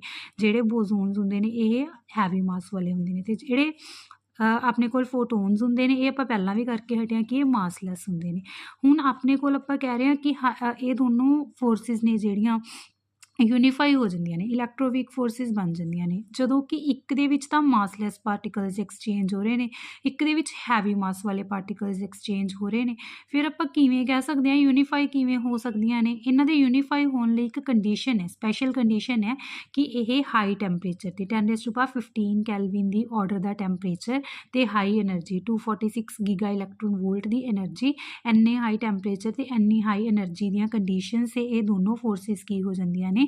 ਯੂਨੀਫਾਈ ਹੋ ਜਾਂਦੀਆਂ ਨੇ, ਇਲੈਕਟ੍ਰੋਮੈਗਨੈਟਿਕ ਤੇ ਵੀਕ ਫੋਰਸਿਸ। ਠੀਕ ਹੈ, ਇਹ ਇੱਕ ਚਾਰਟ ਸ਼ੋ ਕੀਤਾ ਹੋਇਆ ਮੈਨੇ। ਦੇਖੋ ਆਪਣੇ ਕੋਲ ਜਿਹੜੀ ਐਕਸ ਐਕਸਿਸ ਹੈ ਇਸ ਦੇ ਅਲੋਂਗ એનર્ਜੀ ਪਲੋਟ ਕੀਤੀ ਹੋਈ ਹੈ, ਤੇ ਵਾਈ ਐਕਸਿਸ ਦੇ ਅਲੋਂਗ ਸਟਰੈਂਥ। ਆਪਣੇ ਕੋਲ ਸਭ ਤੋਂ ਵੀਕ ਫੋਰਸਿਸ ਗ੍ਰੈਵੀਟੇਸ਼ਨਲ, ਫਿਰ ਉਸ ਤੋਂ ਬਾਅਦ ਵੀਕ, ਫਿਰ ਇਲੈਕਟ੍ਰੋਮੈਗਨੈਟਿਕ, ਫਿਰ ਸਟਰੋਂਗ ਫੋਰਸਿਸ। ਤਾਂ ਇਹ ਤਾਂ ਇਹਨਾਂ ਦੀ ਸਟਰੈਂਥ ਹੈ। ਸਭ ਤੋਂ ਪਹਿਲਾਂ ਗ੍ਰੈਵੀਟੇਸ਼ਨਲ, ਵੀਕ, ਇਲੈਕਟ੍ਰੋਮੈਗਨੈਟਿਕ, ਸਟਰੋਂਗ। ਦੇਖੋ ਅਪਰੋਕਸੀਮੇਟਲੀ ਆਪਣੇ ਕੋਲ 246 ਗੀਗਾ ਇਲੈਕਟ੍ਰੋਨ ਵੋਲਟ ਦੇ ਅਪਰੋਕਸੀਮੇਟਲੀ એનર્ਜੀ ਤੇ ਇਲੈਕਟ੍ਰੋਮੈਗਨੈਟਿਕ ਤੇ ਵੀਕ ਫੋਰਸਿਸ ਕੀ ਹੋ ਗਈਆਂ? ਮਰਜ ਹੋ ਗਈਆਂ ਆਪਸ ਦੇ ਵਿੱਚ। ਦੈਨ ਆਪਣੇ ਕੋਲ ਇਹ ਦੋਨੋਂ ਤਾਂ ਮਰਜ ਹੋ ਕੇ ਇਲੈਕਟ੍ਰੋਵੀਕ ਫੋਰਸ ਹੈ, ਇਹ ਇਲੈਕਟ੍ਰੋਵੀਕ ਫੋਰਸ ਹੈ ਹੁਣ ਮਰਜ ਹੋ ਕੇ ਜਿਹੜੀ ਬਣੀ ਹੈ। ਤੇ ਸਟਰੋਂਗ ਫੋਰਸਿਸ ਆਪਣੇ ਕੋਲ 10⁻15 ਗੀਗਾ ਇਲੈਕਟ੍ਰੋਨ ਵੋਲਟ ਦੀ એનર્ਜੀ ਦੇ ਆਰਡਰ 'ਤੇ ਜਾ ਕੇ ਜਿਹੜੀਆਂ ਸਟਰੋਂਗ ਤੇ ਇਲੈਕਟ੍ਰੋਵੀਕ ਫੋਰਸਿਸ ਨੇ ਇਹ ਵੀ ਕੀ ਹੋ ਜਾਂਦੀਆਂ ਨੇ? ਮਰਜ ਹੋ ਜਾਂਦੀਆਂ ਨੇ। ਉਹਨੂੰ ਕਹਿੰਦੇ ਆਪਾਂ grand unified theory, ਗੱਟ theory, grand unified theory, ਕਿ ਜਿਹਦੇ ਵਿੱਚ ਆਪਾਂ ਸ਼ੋ ਕਰ ਰਹੇ ਹਾਂ ਕਿ 10⁻15 ਗੀਗਾ ਇਲੈਕਟ੍ਰੋਨ ਵੋਲਟ 'ਤੇ ਜਾ ਕੇ ਆਪਣੇ ਕੋਲ ਇਹ ਸਟਰੋਂਗ, ਇਲੈਕਟ੍ਰੋਮੈਗਨੈਟਿਕ ਤੇ ਵੀਕ ਤਿੰਨੋਂ ਜਿਹੜੀਆਂ ਆਪਣੇ ਕੋਲ ਫੋਰਸਿਸ ਨੇ ਮਰਜ ਹੋ ਜਾਂਦੀਆਂ ਨੇ। ਦੈਨ ਅਗਰ ਆਪਾਂ ਟੋ ਮਤਲਬ ਥਿਊਰੀ ਆਫ ਐਵਰੀਥਿੰਗ, ਕਿ ਅਗਰ ਆਪਾਂ 10⁻19 ਗੀਗਾ ਇਲੈਕਟ੍ਰੋਨ ਵੋਲਟ 'ਤੇ ਜਾ ਕੇ ਗੱਲ ਕਰੀਏ, ਉਦੋਂ ਚਾਰੋਂ ਦੀਆਂ ਚਾਰੋਂ ਫੰਡਾਮੈਂਟਲ ਫੋਰਸਿਸ ਕੀ ਹੋ ਜਾਂਦੀਆਂ ਨੇ? ਆਪਸ ਦੇ ਵਿੱਚ ਮਰਜ ਹੋ ਜਾਂਦੀਆਂ ਨੇ। ਤਾਂ ਇਹ ਕੰਡੀਸ਼ਨਸ ਨੇ ਕਿ ਹਾਂ ਇੰਨੀ ਹਾਈ એનર્ਜੀ 'ਤੇ ਕਿਹੜੀਆਂ ਫੋਰਸਿਸ ਕੀ ਨੇ? ਮਰਜ ਹੋਣਗੀਆਂ। ਤਾਂ ਟੋ ਥਿਊਰੀ ਆਫ ਐਵਰੀਥਿੰਗ ਕਿ ਚਾਰੋਂ ਫੋਰਸਿਸ ਮਰਜ ਹੋਣ ਲਈ ਆਪਣੇ ਕੋਲ 10⁻19 ਗੀਗਾ ਇਲੈਕਟ੍ਰੋਨ ਵੋਲਟ ਦੀ એનર્ਜੀ ਚਾਹੀਦੀ ਹੈ। ਜਿਹੜੀ ਇਲੈਕਟ੍ਰੋਵੀਕ ਫੋਰਸ ਹੈ, ਇਲੈਕਟ੍ਰੋਵੀਕ ਫੋਰਸ ਨੂੰ ਇਨਵੈਂਟ ਕੀਤਾ ਸੀ ਸ਼ੈਲਡਨ ਗਲੈਸ਼ੋ, ਐਬਡਸ ਸੈਲਮ, ਸਟੀਵਨ ਵੀਨਬਰਗ ਨੇ। CERN ਦੇ ਵਿੱਚ, CERN ਆਪਣੇ ਕੋਲ ਕੀ ਹੈ, ਇਹ ਇੱਕ ਇੰਟਰਨੈਸ਼ਨਲ ਨਿਊਕਲੀਅਰ ਰਿਸਰਚ ਸੈਂਟਰ ਹੈ। 1973 ਦੇ ਵਿੱਚ ਓਬਜ਼ਰਵ ਕੀਤੀਆਂ ਸੀਗੀਆਂ ਇਲੈਕਟ੍ਰੋਵੀਕ ਫੋਰਸਿਸ, ਅਤੇ ਇਹਨਾਂ ਨੂੰ ਇਸ ਦੇ ਲਈ ਨੋਬਲ ਪ੍ਰਾਈਜ਼ ਵੀ ਮਿਲਿਆ ਸੀ 1979 ਦੇ ਵਿੱਚ। ਤਾਂ ਇਹ ਆਪਣੇ ਕੋਲ ਯੂਨੀਫਿਕੇਸ਼ਨ ਆਫ ਫੋਰਸਿਸ ਕਿ ਕੁਝ ਕੰਡੀਸ਼ਨਸ, ਸਪੈਸ਼ਲ ਕੰਡੀਸ਼ਨਸ ਹੈ ਜਿਹੜੀਆਂ ਫੋਰਸਿਸ ਨੇ ਉਹ ਕੀ ਹੋ ਜਾਂਦੀਆਂ ਨੇ, ਆਪਸ ਦੇ ਵਿੱਚ ਮਰਜ ਹੋ ਜਾਂਦੀਆਂ ਨੇਗੀਆਂ, ਯੂਨੀਫਾਈ ਹੋ ਜਾਂਦੀਆਂ ਨੇ। ਸਭ ਤੋਂ ਪਹਿਲਾਂ ਇਲੈਕਟ੍ਰੋਵੀਕ, ਫਿਰ ਉਹਨਾਂ ਤੋਂ ਇੱਕ ਗ੍ਰੈਂਡ ਯੂਨੀਫਿਕੇਸ਼ਨ ਥਿਊਰੀ ਹੈ ਗਟ, ਦੈਨ ਇੱਕ ਟੋ। ਸੋ ਵਿਦ ਦਿਸ ਆਪਣਾ ਜਿਹੜਾ ਇੰਟਰੈਕਸ਼ਨ, ਟਾਈਪਸ ਆਫ ਇੰਟਰੈਕਸ਼ਨਸ ਅਤੇ ਯੂਨੀਫਿਕੇਸ਼ਨ ਆਫ ਫੋਰਸਿਸ ਦਾ ਟੋਪਿਕ ਵੀ ਕੰਪਲੀਟ ਹੋ ਗਿਆ। ਅੱਜ ਦੀ ਕਲਾਸ ਦੇ ਵਿੱਚ ਆਪਾਂ ਕਾਫੀ ਸਾਰਾ ਟੋਪਿਕ ਕਵਰ ਕੀਤੇ ਨੇਗੇ। ਟਾਈਪਸ ਆਫ ਪਾਰਟੀਕਲਸ, ਮਤਲਬ ਜਿਹੜੇ ਐਲੀਮੈਂਟਰੀ ਪਾਰਟੀਕਲਸ ਨੇ ਉਹਨਾਂ ਦੇ ਕੁਆਂਟਮ ਨੰਬਰ ਜਿਹੜੇ ਕਿ ਬਹੁਤ ਇੰਪੋਰਟੈਂਟ ਨੇ, types of interactions and unification of forces. ਅੱਜ ਦੀ ਕਲਾਸ ਦੇ ਵਿੱਚ ਆਪਾਂ ਇੱਥੋਂ ਤੱਕ ਹੀ ਟੋਪਿਕਸ ਕਰਾਂਗੇ। ਨੈਕਸਟ ਕਲਾਸ ਦੇ ਵਿੱਚ ਆਪਾਂ ਅੱਗੇ ਟੋਪਿਕਸ ਕਰਾਂਗੇ। ਅਗਰ ਤੁਹਾਨੂੰ ਵੀਡੀਓਜ਼ ਪਸੰਦ ਆਉਂਦੀਆਂ ਨੇ ਤਾਂ ਚੈਨਲ ਨੂੰ ਲਾਈਕ, ਸ਼ੇਅਰ, ਸਬਸਕ੍ਰਾਈਬ ਜ਼ਰੂਰ ਕਰੋ। Thank you.